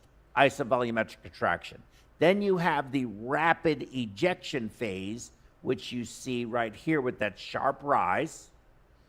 And there's another phase after that called the reduced ejection phase. So you have rapid ejection, reduced ejection, and then comes isovolumetric contraction, or relaxation, relaxation. And that's where the interventricular pressure is falling, the aortic pressure is falling, and you see this little blip right here. This is the dicrotic notch. That dicrotic notch is where you want, because that signifies the aortic valve closure. That is where you want the balloon pump to inflate. That will displace the volume in all directions, but back towards the coronary arteries. The valve is already closed, so you don't prematurely close the valve. And that increase in coronary perfusion, or that intra-aortic pressure, increases your coronary perfusion pressure and increases your coronary blood flow. That is how that works. Very simple. So this period of time from here to here is when you want the balloon pump to inflate. This is the area just at the point of isovolumetric contraction, when the cycle starts all over again, is when you want the balloon to deflate. You don't want to deflate it here because you won't have any effectiveness of the balloon. We'll talk about that. That's early deflation. You don't want to deflate it here because now you're obstructing the aortic valve from being able to open. But the key is, if you deflate the balloon at the point of contraction of the heart, isovolumetric contraction, when you actively and rapidly deflate it, there's a void that was once filled with a gas-filled balloon, and blood from on top of the aortic valve, as well as other places, is going to rush to the area that was once occupied by that balloon to equilibrate, because we have to be in equilibrium, that we must be. So that has to happen. And when it does, it's like pulling a door, having someone pull a door open that you're pushing open, and it makes left ventricular ejection much easier. So you're increasing coronary perfusion pressure, increasing coronary perfusion blood flow, you're decreasing left ventricular work effort, because you're decreasing the afterload by which the ventricle has to eject. So you reduce oxygen demand, increasing supply, decreasing demand. That's everything you need to know about the intra-aortic balloon pump.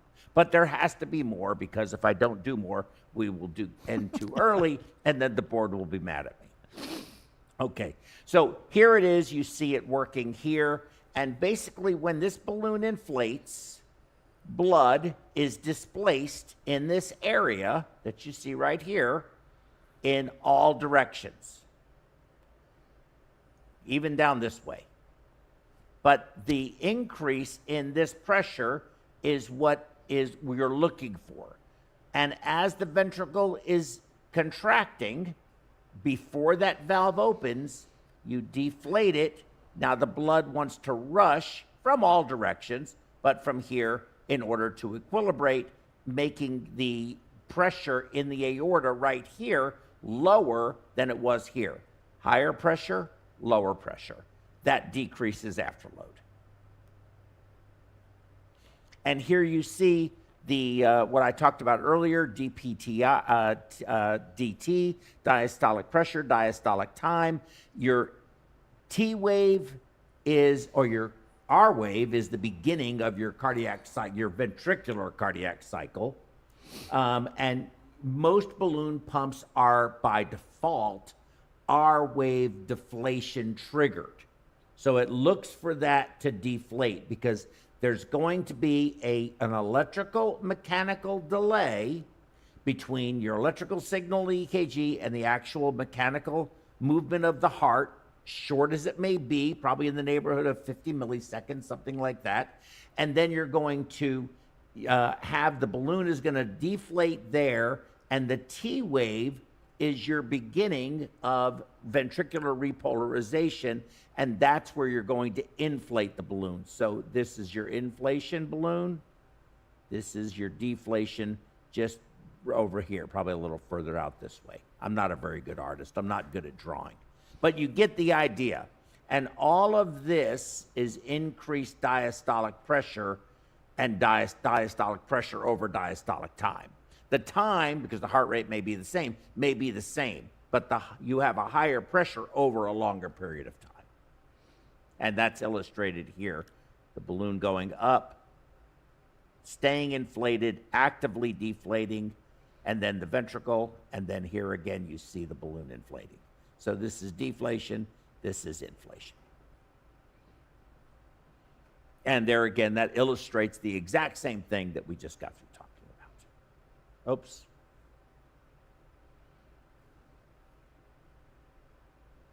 Okay. Correct IABP waveform. So, a couple of things I want to teach my perfusion colleagues. You can only time a balloon two ways. Way one is hit the automatic button, and it will auto-time the balloon. Doesn't mean it's timing it well, but it is doing it automatically. And compared to 30 years ago, that's remarkably better. Pretty good. Yeah. Pretty good. Because 30 years ago, if the heart rate was changing and you didn't adjust the balloon, you could be doing a tremendous amount of harm. You could. You really You had to pay absolutely, attention to it. There was a time when perfusionists would sit at the bedside monitoring the intra-aortic balloon pump. You remember those days? Oh, absolutely. Yeah. Absolutely. Yeah. Incredible how things have changed. So that's way one. In lieu of that, way two is it must be on 1 to 2 or 1 to 3. You cannot time a balloon on 1 to 1. So 1 to 2 is preferred in my view. For me, it's personal preference, but 1 to 3 will work. 1 to 2 is how you can time the balloon or confirm the appropriate timing. And what you're looking for is, because if you're on 1 to 1, you may not see your dichrotic notch, which you got to look for. You look at that and you want to be inflating the balloon at the dichrotic notch. This balloon inflates and it has remained inflated. It is actually still inflated this entire time. All that line that I just drew, it actively deflates right here. So the reason for the pressure drop is the same reason of any pressure drop, right? It's dissipating out. That's what happens. But the active deflation occurs, and then you have another patient ejection. What you're looking at, the reason you do this, because this beat is preceded by no balloon pump support, it's referred to as the unassisted systolic pressure. This one is preceded by a balloon pump deflation. It is the assisted systolic pressure. Your assisted systolic pressure should be lower than your unassisted systolic pressure if your deflation timing is correct, because you are decreasing the afterload, therefore decreasing the pressure. You are decreasing you're basically making it easier, lower pressure that the ventricle has to generate in order to get the aortic valve to open. That's why it has to be that. Furthermore, you want your assisted aortic end diastolic pressure, this is being measured at the tip of the balloon, lower than your unassisted aortic end diastolic pressure. So now I've told you everything you need to know about balloon pumps. How are we doing on time? Yeah, I got about 15 minutes? Okay. Or I have the other people on. You do? They're getting ready. Okay. Variables that affect augmentation: balloon position, balloon volume. So if you have a 34 balloon in a patient that's 6'5", weighs 280 pounds, then a 34 balloon is probably not going to be right for them. If you have somebody like me or you, a 40 cc balloon would be appropriate. Somebody like that's going to need a 50 cc balloon. So you have to have the right size balloon for the patient. Given their vascular limits, Of course. because obviously if they've got a very tortured aorta, Yes. you may not be able to get the optimal balloon in there. Yes. You know what? My call this weekend, I was tortured. so I understand about that, but you are 100% correct. You do have to consider the anatomy of the patient. That is correct. Timing errors can disrupt your augmentation. Stroke volume that's less than 25 mLs, the augmentation will be minimal, and severe vasodilatation or contraction, or constriction rather. So basically changes in diameter will change the occlusivity, occlusiveness of the balloon, which is something else you have to remember. If you use FlowTrack, which derives cardiac output from pulse contour analysis, and you're using an intra-aortic balloon pump, it will not work.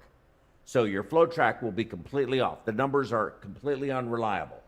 FlowTrack is designed for a pulse contour analysis of a non balloon pump. You're referring to the hemisphere Yes. acumen Yes. transducer. Yes. Uh, Lidco, yes, there are a couple of different names. FlowTrack, whatever, yeah. All the different companies. So here is a correct waveform. Now, if anybody gets any of these questions correct, you win a prize. That includes you. Okay? This is a correct IABP waveform. We see our unassisted beat, systolic, is higher than our assisted. We can see here's the diacrotic notch. We have a nice V right here. So we're right at that diacrotic notch for our inflation. Remaining inflated actively starts deflating right here. Our aortic unassisted is higher or lower, as the case may be. Our assisted is lower than our unassisted. This is perfect. How about this? You cannot assess it. Why? Because it's 1-to-1. Cannot assess that timing. It looks good. It looks good. But that doesn't mean anything. You cannot truly assess it. Okay? What's wrong with this one? Anybody want to guess? You win a special prize. It's hard to visualize the diacrotic notch on the unassisted beat, and it looks like it may be deflating a little early, but you've got a good pre-systolic dip. So that doesn't look too bad. I would say maybe a little early inflation, but I think a lot early inflation. Here's your diacrotic notch here. So okay. we're right around here. So we're walked way up. Here's your diacrotic notch right here. All right, I was looking at that as if it was Just a an rebound. incompetent, yeah. Yes, it could be. They could have a little bit of AI, which you will see that. That's not uncommon. You're 100% Or correct. hypovolemia sometimes even will shift that. Possibly. Very good. Okay, what's wrong with this one? Thomas DeSalvio, late deflation.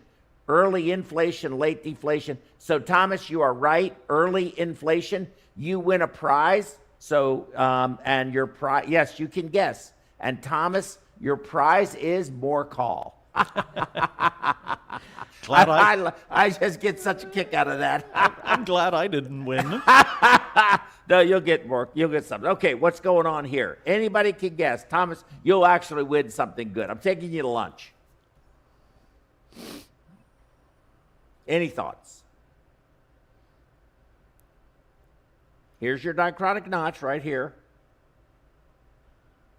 Remember the previous tracing. I'm going to go to it just so you can see it. You see the inflation, that nice, pretty V. So let's go back to this. Any ideas? Your unassisted systolic is higher than your assisted a little bit. Your end diastolic is lower, so that's not a problem. So what, if anything, it's subtle. Thomas, you got it right, late inflation. He wins 2 prizes now. So your inflation is a little late. Of all the timing errors, which is the timing error that you want the most. A little late inflation never really hurt anyone. You're not getting 100% of the benefit, but it's pretty benign. You can get, of all the things you can have. Okay, what about this one? Any ideas? Let's see. Looking online. What do you think? So let's look. Here is your assisted systolic. Here is an unassisted systolic. Here is an assisted systolic. So not much of a change there. I think you read those in reverse. This one is unassisted. Yes, unassisted and assisted, yes. So your unassisted systolic is not much different. So that would maybe be, what would it be? That you deflated early. Exactly, because you've allowed for all of the blood to now equilibrate, and you have done nothing to decrease afterload. You still see a pretty good pre-systolic dip compared to the You're saying here? Yes. You do, and you will. So here's the balloon. The balloon deflates. The blood rushes from the valve and everywhere else, fills the void. It now all equilibrates, and then you have a systolic. That's why it's so important to inflate during that isovolumetric contraction phase, because if you do it too early, all of the blood is equilibrated and you've not changed the afterload at all. Now, you've helped with increasing coronary perfusion and coronary perfusion pressure, but you've done nothing to reduce afterload. Juan wins a prize. More call. Okay, what do you think about this one? This one is almost too obvious. You have your unassisted systolic, your assisted systolic, which is very, very, very different, much lower, but your unassisted aortic end diastolic pressure is lower than your assisted end diastolic pressure. So, anyone want to guess? Not sure on this one. Well, so what are the two reasons why your assisted... Deflated a little late, maybe? A lot late. Because you don't see any decrease in your aortic end diastolic pressure is higher than your unassisted. So that's significant late deflation. And the reason why this pressure is lower isn't because we're benefiting the patient, it's because we're obstructing outflow. That's right. So we're compromising LV ejection. Okay? This, I think, is going to be maybe the last one. I'm not sure. Let me see. Are those folks ready? We have Marty on. Danny's not on. Okay. All right. Anybody want to pick this one? If anybody gets this one, they win a super special prize.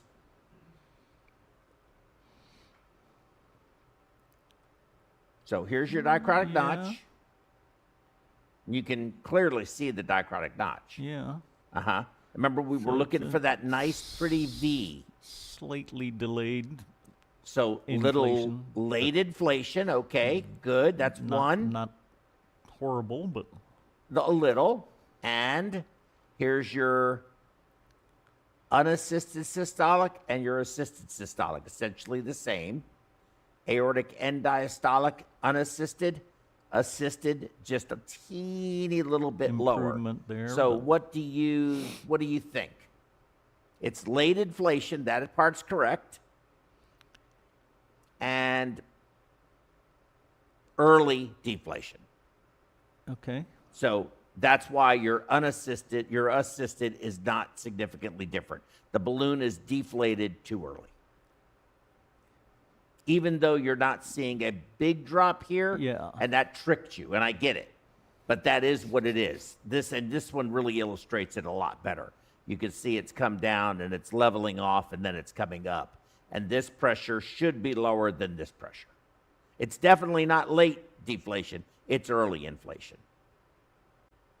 That one is almost, I think this one is early inflation and late deflation. Yeah, that's my view. That's the double. Okay.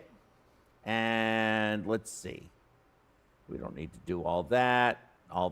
Okay. Hey, you know what? Was that fun?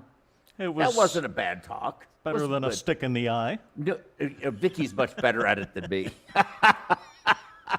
Better than a stick in the eye. Okay.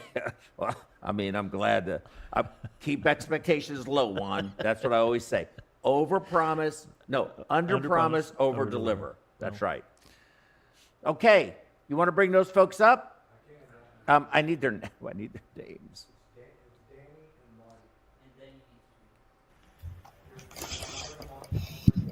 Okay. Hi, Danny. Hello. Hey, Marty. How are you? Hi. Welcome. How are you? So Fine. I'm doing fantastic. So for our audience, if I could please, y'all are coming to us from Spain today, and you're from Barcelona or Madrid? Barcelona, actually. Barcelona. Wow, beautiful city, incredible. Oh man, I'll tell you what, I wish I was there. We should be there doing the program on site.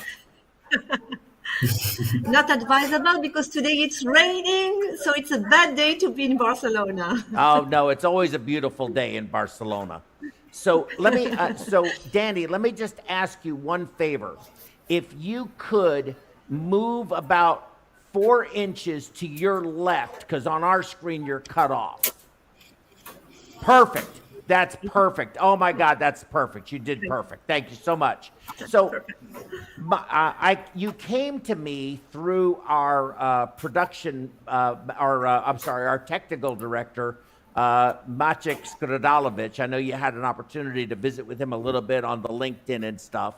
And I know that you guys have I talked to somebody else within your organization, so you're going to have to forgive me because I'm going to need you guys to do maybe a little bit of help me a little bit with your introductions. Sure. But I understand that this lecture was given at one of the AMSECT conferences, and that your concept or your product line involves AI simulations for medical training, and I guess use of, if I get this right, forgive me if I don't, just tell me, but use of some gamification for your simulation process. And I think it's a really fascinating topic. The name of there's your company, Vermedics, AI for healthcare training. So I'm going to turn this over to you, and maybe Danny and Marty, you can give some introductions so that we know who your company is, who you are,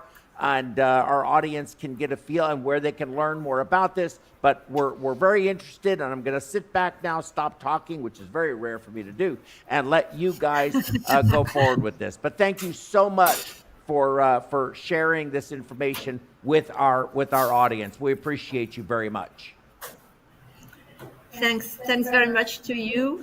It's a pleasure to be here, and we are going to split the conversation into stages. First, I will introduce the company, and I will talk about gamification, and then Marty, who is our chief of AI, will talk specifically about artificial intelligence.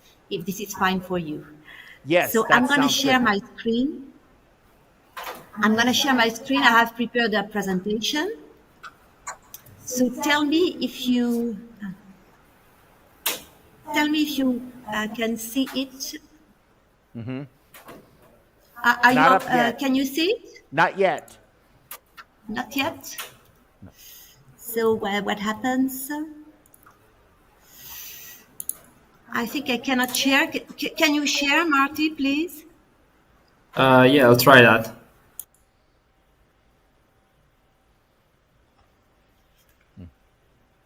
David, any ideas?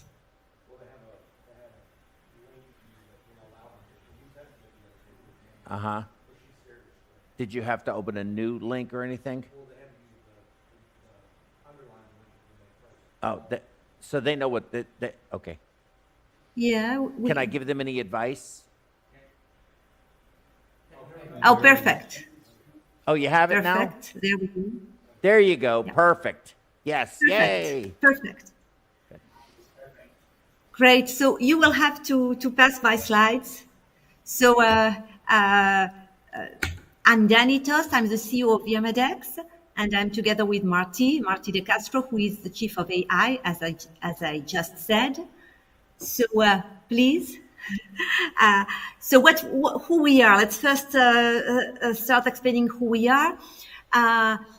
We are a company based on the belief that a better healthcare education leads to a better healthcare system. So we are focused on education with the mission and the goal of having in general better healthcare. And this means not only better healthcare for the patients, but also better mental and well-being behavior for the clinicians.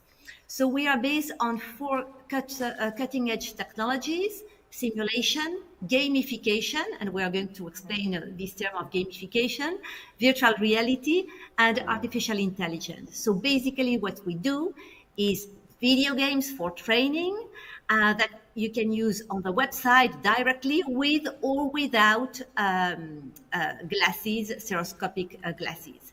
And we put artificial intelligence in top of all of that, and we will see how during this conversation.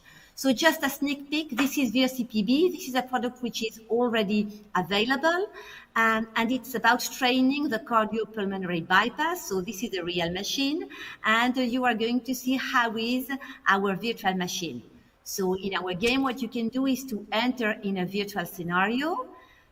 Here we can see you enter in the website, and you just play. You have different kinds of patients, different kinds of surgery, and your role in the game is, as a part of a team with a surgeon and anesthesiologists and other nurses, your role in the team is to be using a cardiopulmonary bypass machine. You have to talk to the surgeons, to talk to the anesthesiologists. You have alerts because the variables should be within the range of normality, and you have to operate everything.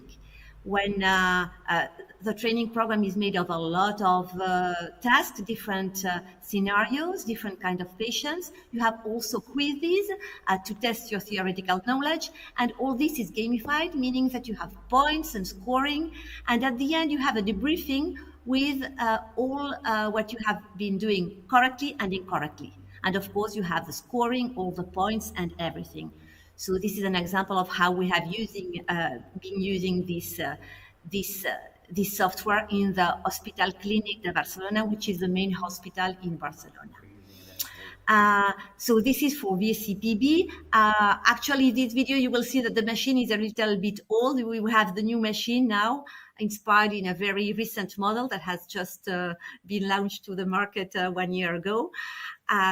This is CPB. We are currently working on another game, which is Vir ECMO.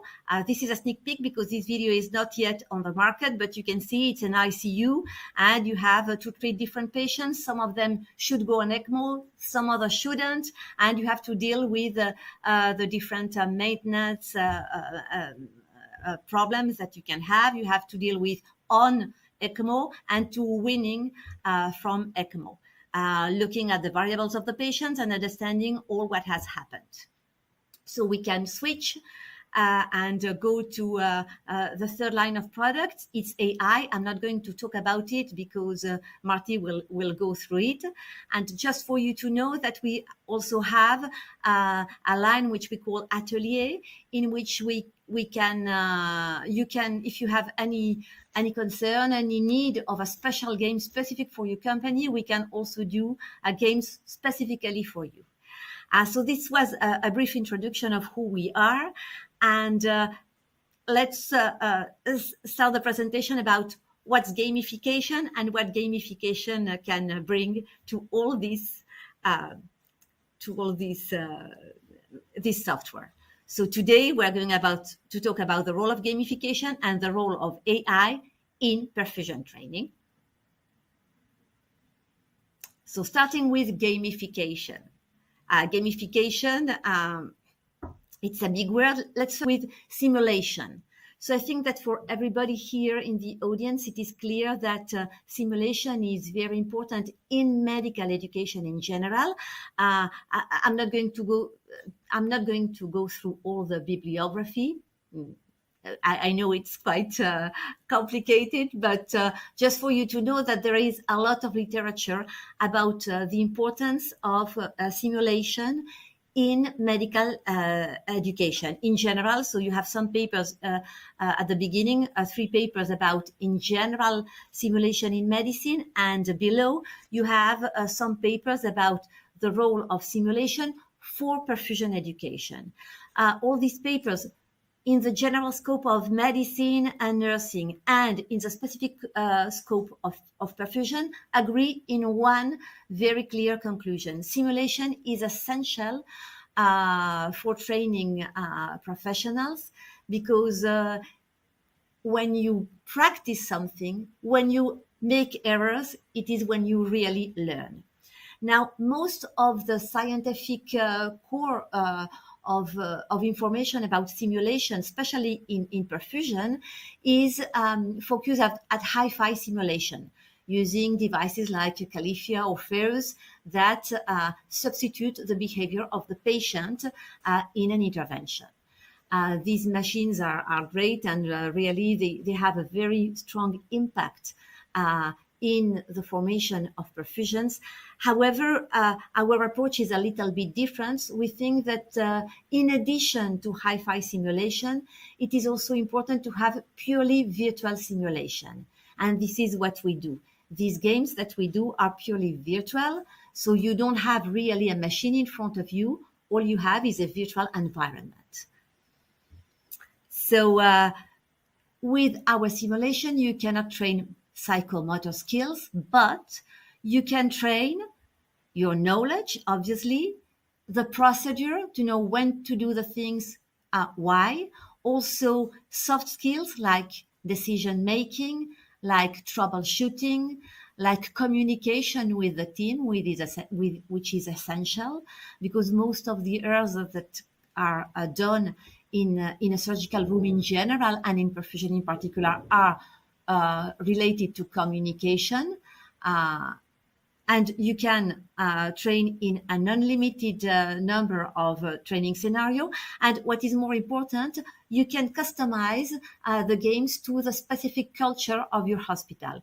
We all know that each hospital has a particular way of orienting cardiovascular surgery. It depends sometimes on the surgeon, sometimes on the hospital in general. So it is important when you train to be able to train just as it will be in your particular hospital, or in this hospital and that other. So for this, having a software simulation is very practical, because you can customize, for instance, change some parameters, the kind of cardiac index that you are going to use, or the way that you really want to enter and pump, or the dialogues that you want to be said in specific context within the intervention. The main advantage of simulation as ours is that they are very cost effective. Why?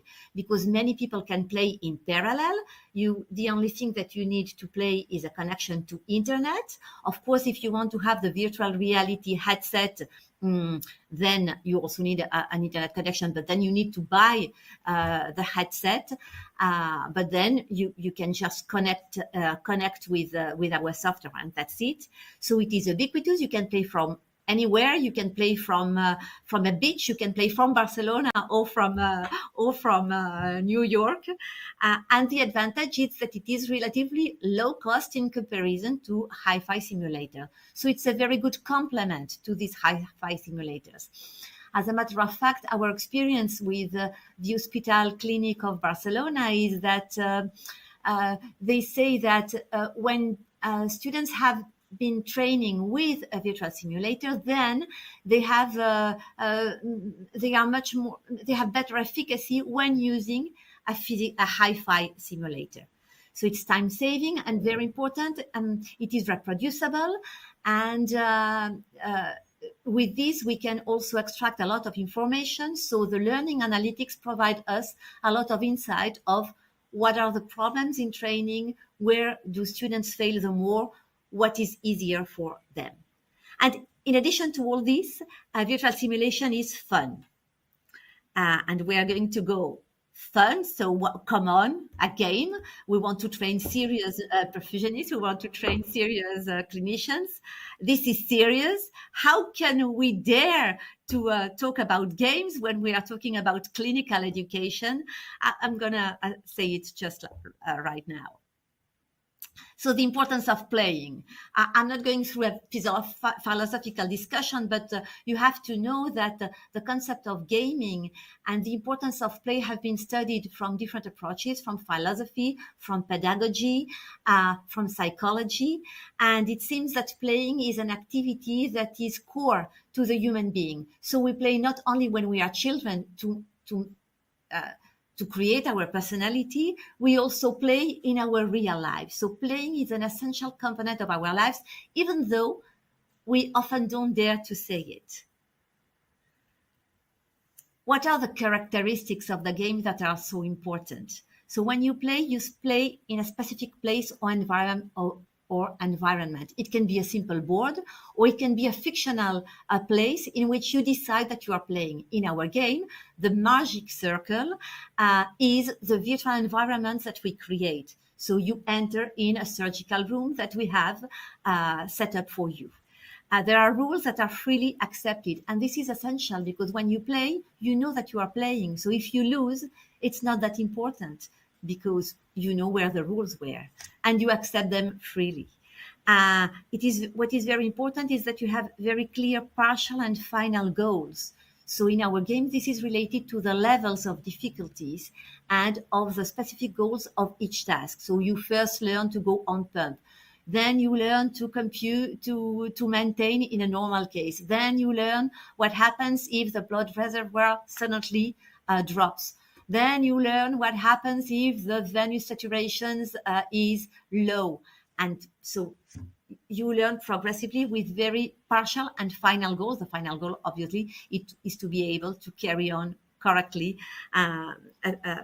a CPB intervention. You have interactions, so you have to touch the pump, you have to raise it, you have to clamp the lines, you have to inject some or to put some drugs. There is feedback result, as we have seen in the videos previously. You have a lot of feedback. You are doing this well. You are doing this badly. You have points. You have all these kinds of feedback. And there is a story within our games. The characters have stories that happen to them and that you can follow just as it was real life. And there is competition because at the end, what you want is to improve your score. So if you make a game with 100 points, is better than if you win the game, but with only 90 points.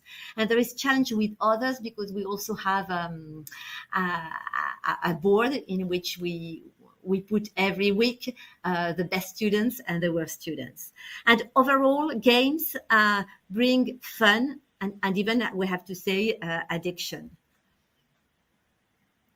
So why introducing games in perfusion? Because it's all about emotions. Emotions play a very powerful role in supporting or undermining learning. Learning is conditioned by the emotion. Positive learning emotions bring interest, curiosity, creativity, engagement, joy, and they impact on a better focus, better attention, and better acceptance of criticism, and less fear of errors. So if you learn from the emotion, you have a better impact. So you learn more and you learn for a longer period. Whereas in traditional education, you have sometimes negative learning emotions, which are the stress, the fear, the worry, the anxiety, that impacts on lack of focus, disengagement, and at the end, low learning outcomes. At the end, the benefit of gamification is no fear, no guilt, errors are welcome. All what can happen in one of our games is game over.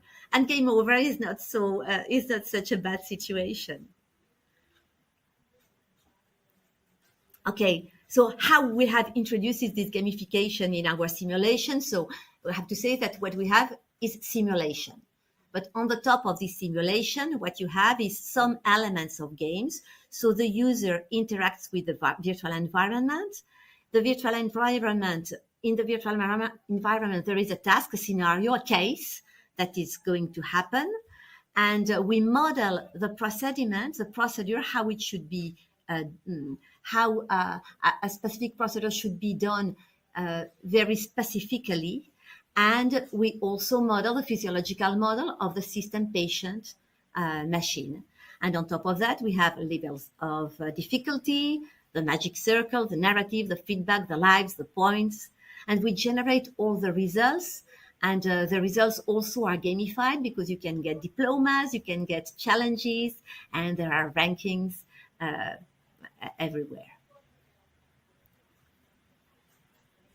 Okay, so that's for me. And now Marty is gonna talk to you a little bit about artificial intelligence. Yeah, thank you, Danny, for that. So I'm gonna do. Before going in depth on how we integrate these new tools, this is something that it's on trend in the trend about that it's artificial intelligence. I want to do first a step back to put a little bit of context of what's artificial intelligence, or at least how we understand that, and then also the different types that we have, because you will see that it depends on the point of the game, on the part of the game that we put the focus on, we can use these different strategies.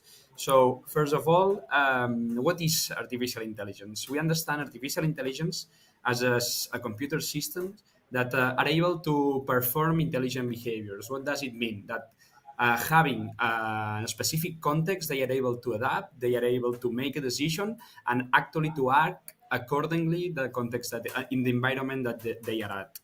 So this is the first thing, and this is like the biggest field that we have, or the biggest concept that we have of artificial intelligence. And from there, we have more specific terms. After artificial intelligence, the next general term, let's say, that's the machine learning. That's something that get popular, or it's in growth. And the point with machine learning is that are systems that are able to adapt to a context, but not only to adapt and make a decision, they are also able to learn. So just having some machine and some algorithmic processes, we are able to make this to learn something from that. And then there is like a further step, that's the deep learning.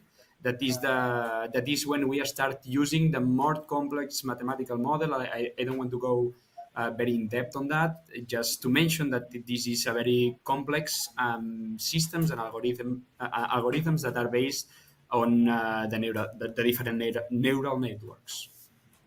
So apart from that, we have 4 different types of artificial intelligence that are supervised, unsupervised, semi-supervised, and reinforcement learning. In our case, right now, we are using almost all these types of artificial intelligence for different purposes in our development, in our game. So just a sneak peek of these different types is like supervised is when you have an amount of data, and you know what kind of data belongs to what. For example, in this case, or an easy case to understand, is that we have like a lot of pictures that are dogs and cats, and we actually know which pictures are a dog and which pictures are a cat. This will be like supervised. So what we are going to do in this case would be, okay, we are going to learn what kind of pictures are dogs and what kind of pictures are cats.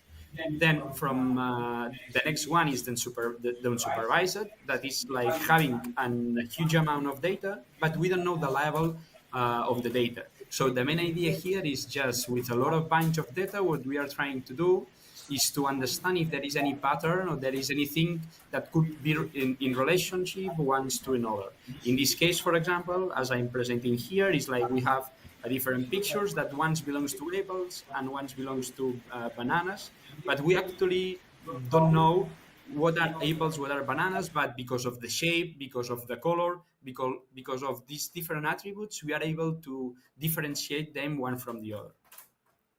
From there, we have another type of artificial intelligence that is semi-supervised, that basically is a mix between supervised and unsupervised. And it's like, okay, we have a few instances that we know which one belongs to an animal and which one are plants. But we also have a bunch of instances, a bunch of information that we don't know what they belong to, but we know that they are animals and they are plants. So based a little bit on the experience or the different instances that we have, we are trying to also classify this data that it's not classified already.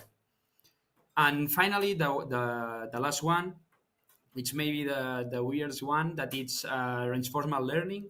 That this basically is that you have an environment. It could be virtual or it could be a real environment. And actually, in this environment, you can perform several actions. The main idea here is that you are training something that's called an intelligent agent, that having a specific environment with a specific actions, by playing the game one and another time, you are getting which is the best action that you have to perform given a specific a specific situation. Let's say, for example, in this case, that there's like a maze. So imagine that you can just go forward, right, and left. So just by repeating this procedure one another, the agent will be able to find the solution of the maze. So with this general picture of AI, then the huge question is, okay, that's amazing. There are a lot of possibilities, but how you are integrating all these in your game? Basically, we are using all of them. Here is what Danny presented before. That is what we have in our game with the different results and all this stuff. And then I also point out at the different points that we are applying these different AI methods. So I will just go one by one, explain a little bit how we are applying that and how we are leveraging this the potential of AI in each case. So first of all, in the results, as Danny explained it, we are obtaining a lot of results from how the user is performing the game, where is the place, or where is the situation that the user, or in this case, the student got stuck. So by using different analytical methods, mainly based on supervised learning, we are able to get further insights about further insights about how the user is performing in the game, when is getting stuck, and why is getting stuck. So we could just give a better feedback and a customizable feedback to the specific user that is playing the game. Actually, this for training is a really good thing, because you can have and you can understand why you are not passing the different levels, or why you are not getting properly the concepts that you are working with. So in this case, using the AI helps us on having a better way of debriefing the performance of the user. Then we also applied, as Danny explained before, it's important to adjust the different levels of difficulty of the game, because at the end we need a trade-off between being challenging and try to the user, or the student in this case, not to get bored. So having like an automatic way that we can detect how the user is performing during the game, it helps us on automatically adjust the different levels of difficulty, and to make the experience better for all the students, and of course that you can adjust more or less the level that you are playing at. Then after that, as Danny mentioned before, what we have right now is a physiological model. I don't want to go in depth on that, but basically the main idea here is that this model is based on several equations that and what we can reproduce the behavior of a real patient. So the main idea here is that using equations, you can reproduce, or you can simulate most of the responses of of the patient, but sometimes there are like a specific troubleshootings or specific situations that are really difficult to simulate, or that you cannot get this precision, or you cannot get this customization for a specific patients. So the idea here is that we are working on data-driven models that basically are models that are going to be constructed based on real data, real operational data that will complement this physiological model that we already have, to even have even more realistic responses on the patients on each operations, and on the other side, not only more realistic, also that we can reproduce more weird situations, let's say, that situations that are not very common, or that it's not occurring very often.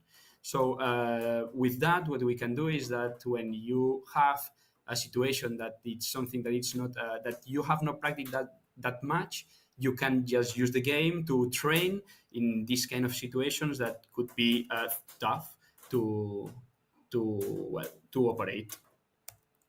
Then we also are using, or we are also integrating the AI as an internal tool. In this case, the AI that we are using is using for our virtual environments. Actually, there are like a lot of work in creation the different assets of the game, just by the different 3D models that we have, the different machines, the patient models, and all this stuff. And then also there are like a lot of materials and textures that we need to obtain from that. Something that I miss here is that we also have communication inside the game, and actually all the voices from the different patients and the way the game communicates to the user in this case is also generated using AI. Then something that we are also working on, that it's a really interesting part, this one, is that we are working in a virtual teacher. This virtual teacher consists on two different aspects.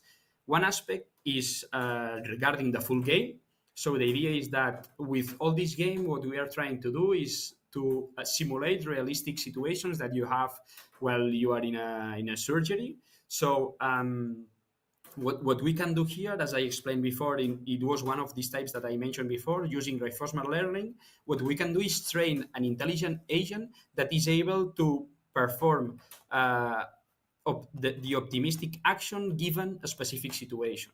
So by that, what we can do is to create a recommendation system that could give to the user, the student, or in this case, or in a real life case, can give a perfusionist, which is the action that could fit the best for the situation and the environment that we are working at. So this is something that we are working on, and also this is integrated together with a chatbot. Basically, you can have some doubts, and actually more when you are doing training, the processes, so you can have some doubts, or maybe you need to calculate the BSA or some kind of calculations that it's important to have some kind of calculator ready. So using this virtual teacher, the main idea is that since we already have this chatbot, we can integrate all this with the virtual teacher. So you can have a real life situation that this virtual teacher is giving you some recommendation about the actions to perform. And at the same time, if you have any doubt, he's able or she's able to answer you the doubt that you have. So this is like the integration of the whole system here. Apart from that, this is integrated in the video game, but at the same time, the user can use the Perfusion chatbot as another product. Actually, this was the last product that we launched in the company. That is that you have a specific chatbot. Actually, it's the first Perfusion chatbot that you can ask any question as you want, and she is going to answer as accurate as possible given the information that we have. So this is something that you actually can find in our web if you just get a subscribe in the game. And then last but not least, the last thing that we are working on is just the AI have a lot of capabilities. Actually, there are a lot of powerful tools that now are raising to the market. And one of the things that we are also plan to work on is to basically getting information from real life operations. We want to create specific scenarios or automatic scenarios just from having information about it. What does it mean? For example, if you are able to get some pictures of the operation as well as some data about how the variables varies along the process, the main idea is that we can integrate an AI that is able to reproduce or to generate this situation again for, I don't know, for training processes, for evaluating process, for anything that you need. Finally, just to wrap up, all this information that I gave to you is how AI is helping in our simulation and how AI basically is helping us on shaping this perfusion field. First of all, something very important is that we are able to create a more complex tasks, or in this case, scenarios. As I explained before, having further information about how the real life operation is taking place helps us on getting a more customized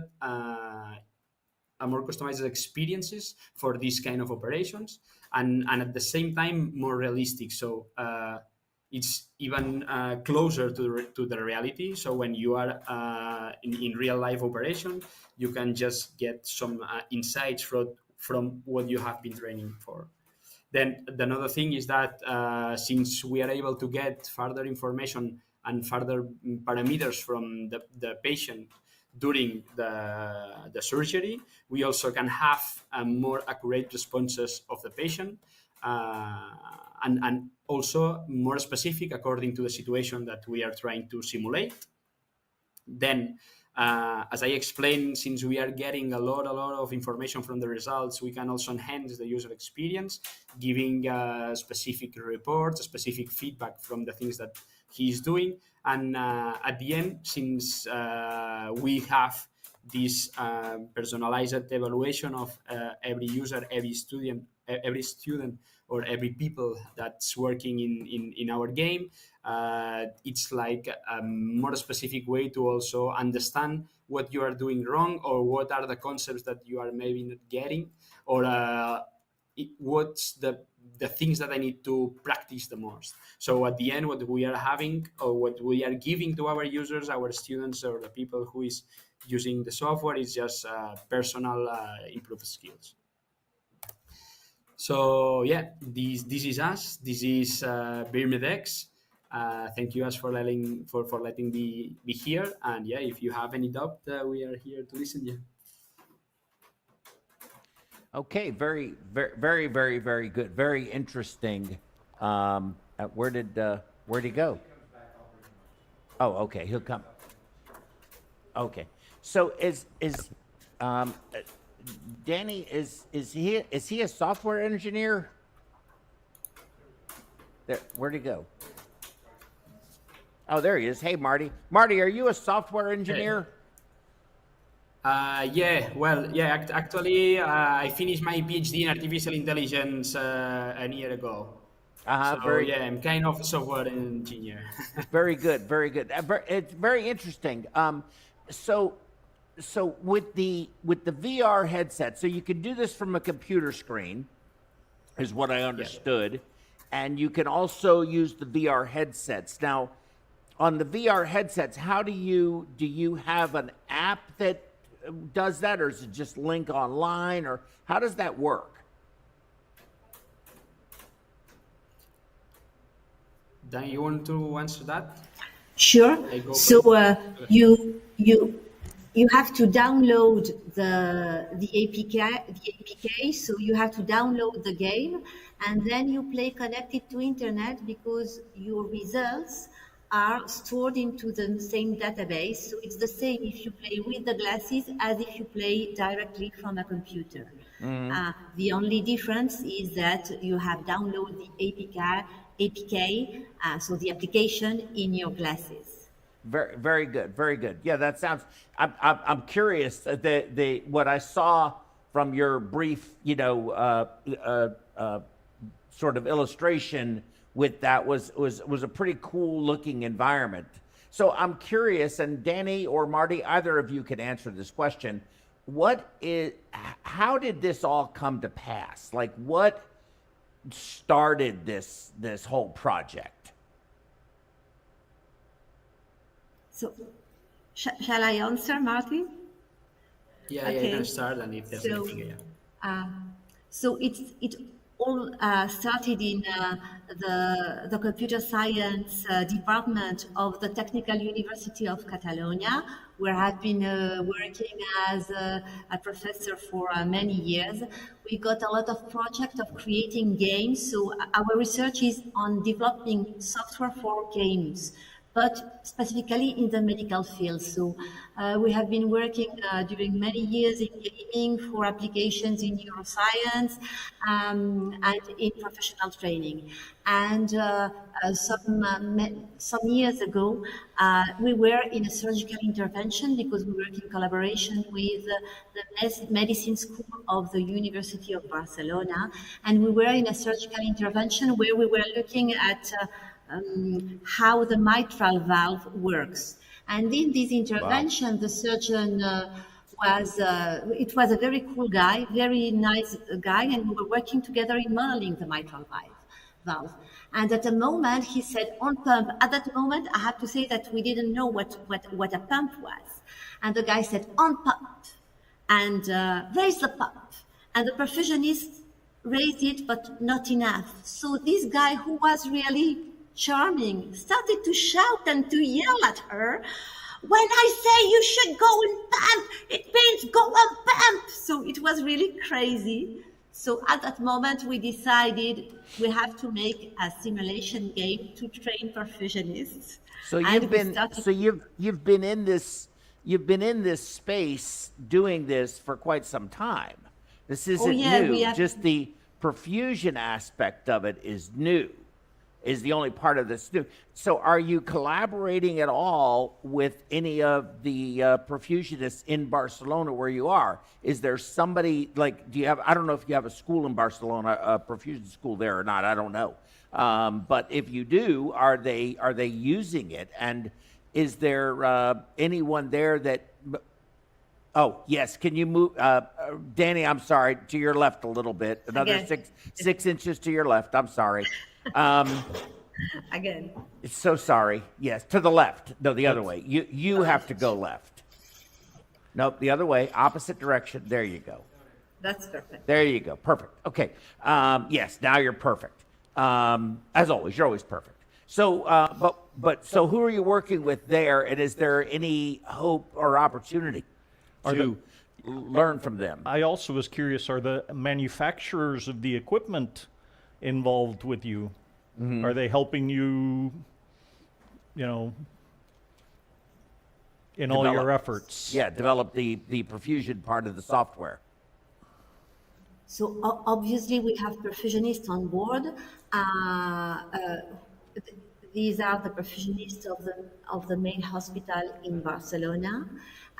And they are also the lead of the Master in Perfusion, which is the Spanish Master of Perfusion.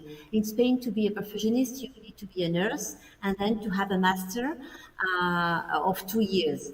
And this also certifies you to be perfusionist at the European level if you pass an extra examination. Mm-hmm. So yes, these persons are on board, and we also ask for advice to many other perfusionists. So each time we make a new feature, we ask to all our collaborators from the perfusion field that assesses on the contents and also on the pedagogy, on how to explain it. So not only practitioners of perfusion, but also teachers of perfusion, because mm-hmm. both aspects are important.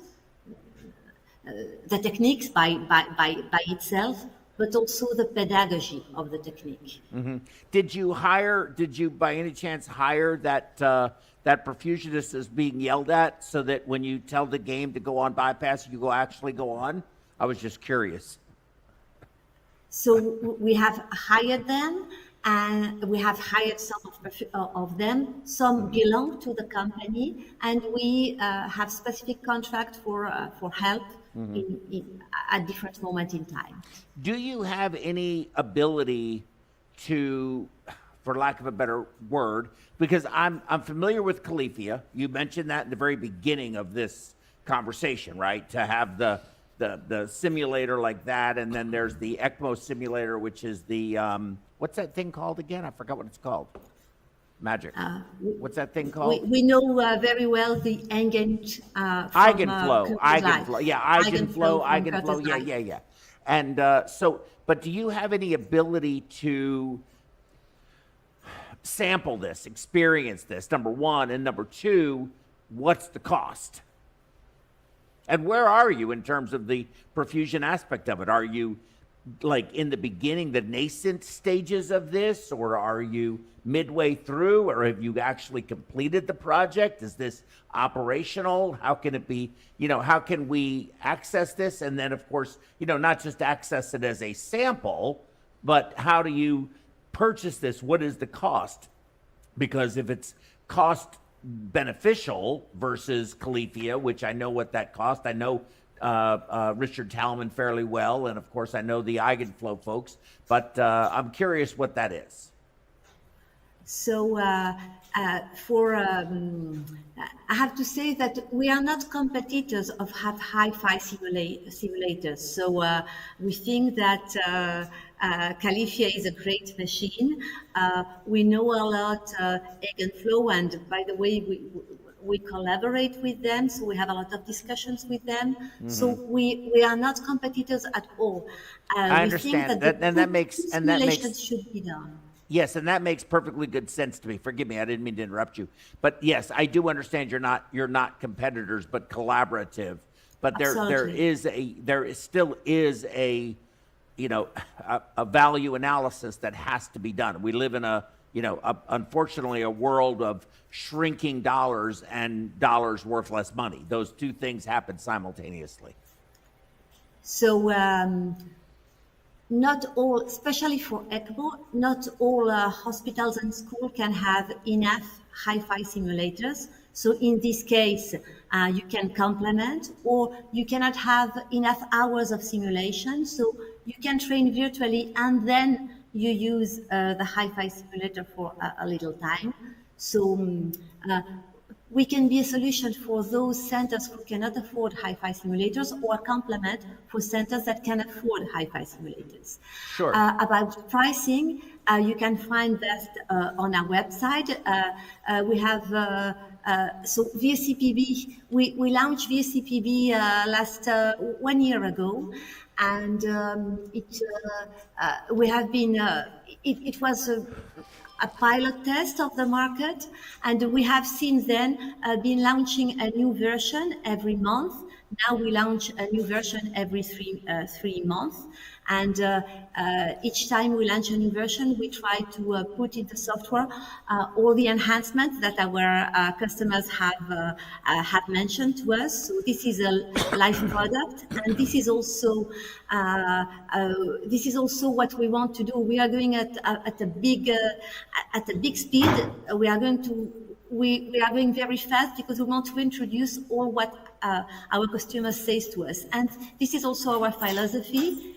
These products will never be closed products, always open to all the improvements and changing in procedure that we find here and there. So if you are interested go to our web, ask for a quote. VSCPB is on the market, VIR-ECMO is not on the market, and we're expecting to launch a first version this summer. Very good. Yeah, we're definitely interested in both. I mean, I think this has a lot of viability. Juan, you have any suggestion, any ideas? December, that's Christmas time. You can, So you all are going to band. Is that what I'm going to get for Bosses Week? Am I going to get that present for Bosses Week? I like that. But yeah, that sounds it sounds very interesting.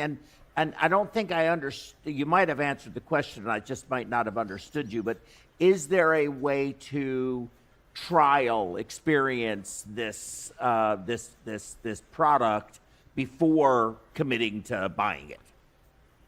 Sure. There is a demo available for everybody in the website, but if you are more interested for your center, then you ask us, and maybe we can facilitate a temporary license of use for you, so you can test and see if it works. And this is about VCPB, but Marty, maybe you can explain about DEX. Actually, as you can have the game, so you can, as Dana was saying right now, so you can test the demo, you can do the different tutorials. I think that there's like a couple of games that you can try before you just buy that. You can also buy that as an independent, so you don't have to be an institution. So anyone that wants the game just can be in the web, and you have the store there that you can buy the game. And then if you buy one of the games that we have, that right now is just only CPB, but it will be ECMO, the chatbot that we have already developed, it's included in the price that you are getting every month.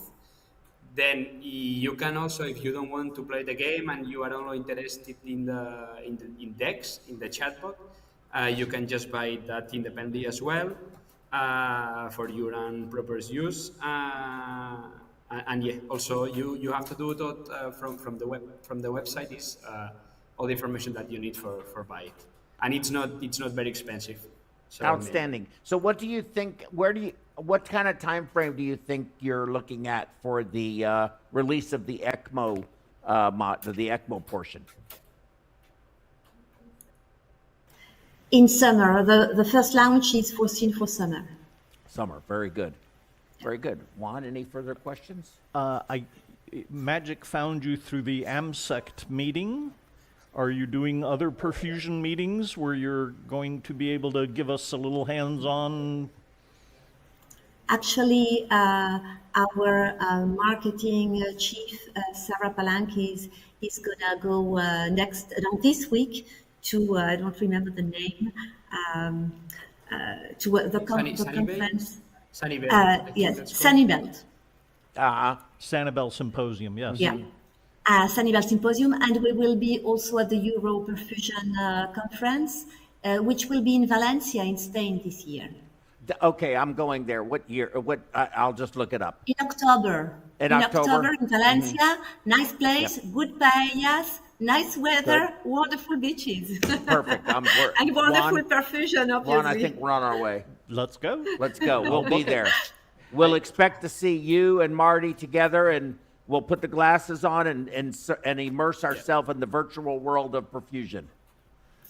Yeah, Sure. actually, this is what I want to say, that you have to come. We invite you to come because actually we have all our products there. So you can try out the different products that we have in first person and with the glasses and all with the stuff. So we are bringing all for you. Outstanding. Well, we can't thank you enough. This was very interesting, very different. This is way, this is really kind of going out there, in the world. But both Juan and I, maybe me more so than you, are towards the end of our careers, right? And we've seen things go from bubble oxygenators that had Brillo pads coated with Dow Corning anti-foam agent, all the way to where we are today with all of this very high technologically biocompatible stuff, right? And this revolution of information where we're now, talking about AI, even though I don't find AI to be intelligent at all, frankly. You may disagree, Marty, but that's just my view. I have strong views about it, but, I don't come from that generation. So it's very challenging for me. And I'm really trying to understand what works for the youth of today. And because those are who are going to replace us, right? And those are the people that I'm going to need should I need anything done to me. And I want them to be well trained. I want them to have all of the experience they can get before they're cut loose on the population and have to take care of myself or Juan. The one thing that hasn't changed is the surgeon very forcefully instructing the person behind the pump. That's a constant, I think, for the last 40 years. I would have just, you know what I would have done? I would have just said, you know what, do it yourself, and left. Yeah, but I'm old. I can get away with that now. I couldn't when I was young. But anyway, with that said, it's a pleasure. I really enjoyed both of you. This has been a very interesting talk. I was a little like, I'm not sure what this is really about, but you guys did a great job at explaining it. And I highly recommend any colleagues that are watching to, if they're going to the Sanibel conference, to make sure they stop by your exhibit and see this this product, the Vermex and Vermetics, like virtual medics, Vermetics, and go stop by there. And also, let's all go to Valencia and flood that whole city with a bunch of crazy Americans wanting to do virtual stuff, and we'll all have a lot of fun. But thank you again so very much. Good luck. Very interesting, very revolutionary, very forward-thinking, and I wish you all the best success. I'm looking forward to trying this out. Muchas gracias. Thank you very much. Okay. La mejor suerte. Muchas gracias. Gracias. Bye. Ciao. Bye-bye. Bye. Bye. Take care. Okay. Well, with all of that said, that's our show for today. Our next program is not yet scheduled. The ECMO course is scheduled, but we have not yet decided what we are going to do for PerfWeb 100. I want to do something really special, different, unique. I just haven't thought of what that is yet. Live from Valencia. We did, us, yeah, live from Valencia. Let's get our wives and we're going to meet in Valencia. And for those of you who don't know, Juan is married to Mindy, and Mindy is also a perfusionist, and we got a twofer. So we have both of them here in the Woodlands, North Houston area, joined our group here, and I have to tell you, it's been wonderful having you here. You, just before you had joined, you know, Thomas had joined. We have Becky, of course, who you worked with for a long time. Min, Melissa joined. And we have just got such a incredible team. I know that there are folks in Virginia that are watching. Yeah. Courtney, I've made it to Houston. I know Mindy and Becky, who worked with us in Newport News, would both say hi. There's so many of you there that we love and we miss, and we hope you'll come out and visit with us in Houston and maybe give us a chance to convince you to come out. Yeah, I was going to say, don't come out and visit. So if you miss them, have them come out here and be here, and then you wouldn't miss them anymore. So come on, let's go. Come on, let's go. You know what? You can reach me. Look, you can find me anywhere. Just call me. All right, call Juan. Have him. He'll give you my number. Call. Let's make it happen. All right. We're looking forward to you starting soon. Start getting your Texas license now, though. It takes a while. It takes a while. It takes just a little while. All right. We'll make the announcement for PerfWeb 100 in the next few days. Oh, we have 2 more days of this program. Yeah, that's right. So tomorrow, what am I doing tomorrow? I forgot. Tomorrow, you have it? You can put it up? Here, I can just tell them. I can just look it up. Oh, yeah, tomorrow is going to be kind of fun. It's going to be Z-Buff and what fluid works best for Z-Buff. And because a lot of people use saline, but we're going to talk a lot about that. So if you have hyperkalemia, which fluid works best? And then we're going to be in the afternoon, I'm going to have an ECMO pump. I'm going to have a CRRT machine. We're going to have all the cameras on all the different pressures and flows. And we're going to talk about how you integrate the CRRT machine into the ECMO circuit and make it work. But what does it do? Because all of it's a closed loop. And all of it is going to interact with each other, from the patient to the ECMO to the CRRT machine, and in a big loop. Everything has an effect on everything else. How do you make it work correctly? Because your CRRT machine can be ineffective, but it can also be effective if you set it up properly and understand what the pressure flow relationships are and how it affects each of those different components. So we're going to be doing that. And then on Wednesday, I'll be finishing up with my near misses. Now, I don't know if you have any near misses. I have 3 absolute near misses. 4th one, if you want to count one that's kind of half and half. I mean, a near miss is a hit. A near miss is what it really comes down to is I'm going to talk about 3 times where, despite my best efforts to the contrary, the patient not only survived, but did just fine when they really shouldn't have. All right. They really shouldn't have. So I guess that is a near miss. It's a as opposed near, to it is a hit. near miss. It's just like, and I got a really cool video on it. It's just like being a sniper in a sniper's nest and deciding that you need to grab something to eat or drink or take a leak, and moving from that position is just as you move, the bullet goes past where you were and hits the wall behind you. Well, It's that close. That sounds like, a story that a lot of folks would benefit from hearing. It's the 3 real near misses. I heard about PerfWeb from my colleague Courtney in Newport News, and I'm sure you folks have friends that may not have heard about the programming here. It is good for CEU. You can save some money and join us on the web. Earn them all. Earn all your CEUs right here. Let your friends and neighbors know. And then instead of going to a conference on vacation and walking in, signing in, and leaving to go to the beach, okay, and feeling guilty the whole time you're doing it, you can just, maybe. Guilty.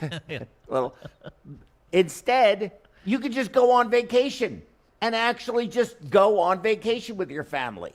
Okay? I mean, the reality is employers are paying less and less and less and less. They are. Conferences are getting more and more and more expensive, and they're not always where I want to be. So this is how this all got started. And then COVID, because COVID, people weren't going anywhere. People still needed CEUs. That's what sort of started this whole thing. All right. See you tomorrow. Thanks for joining us. 0800 ZBuff. Peace out.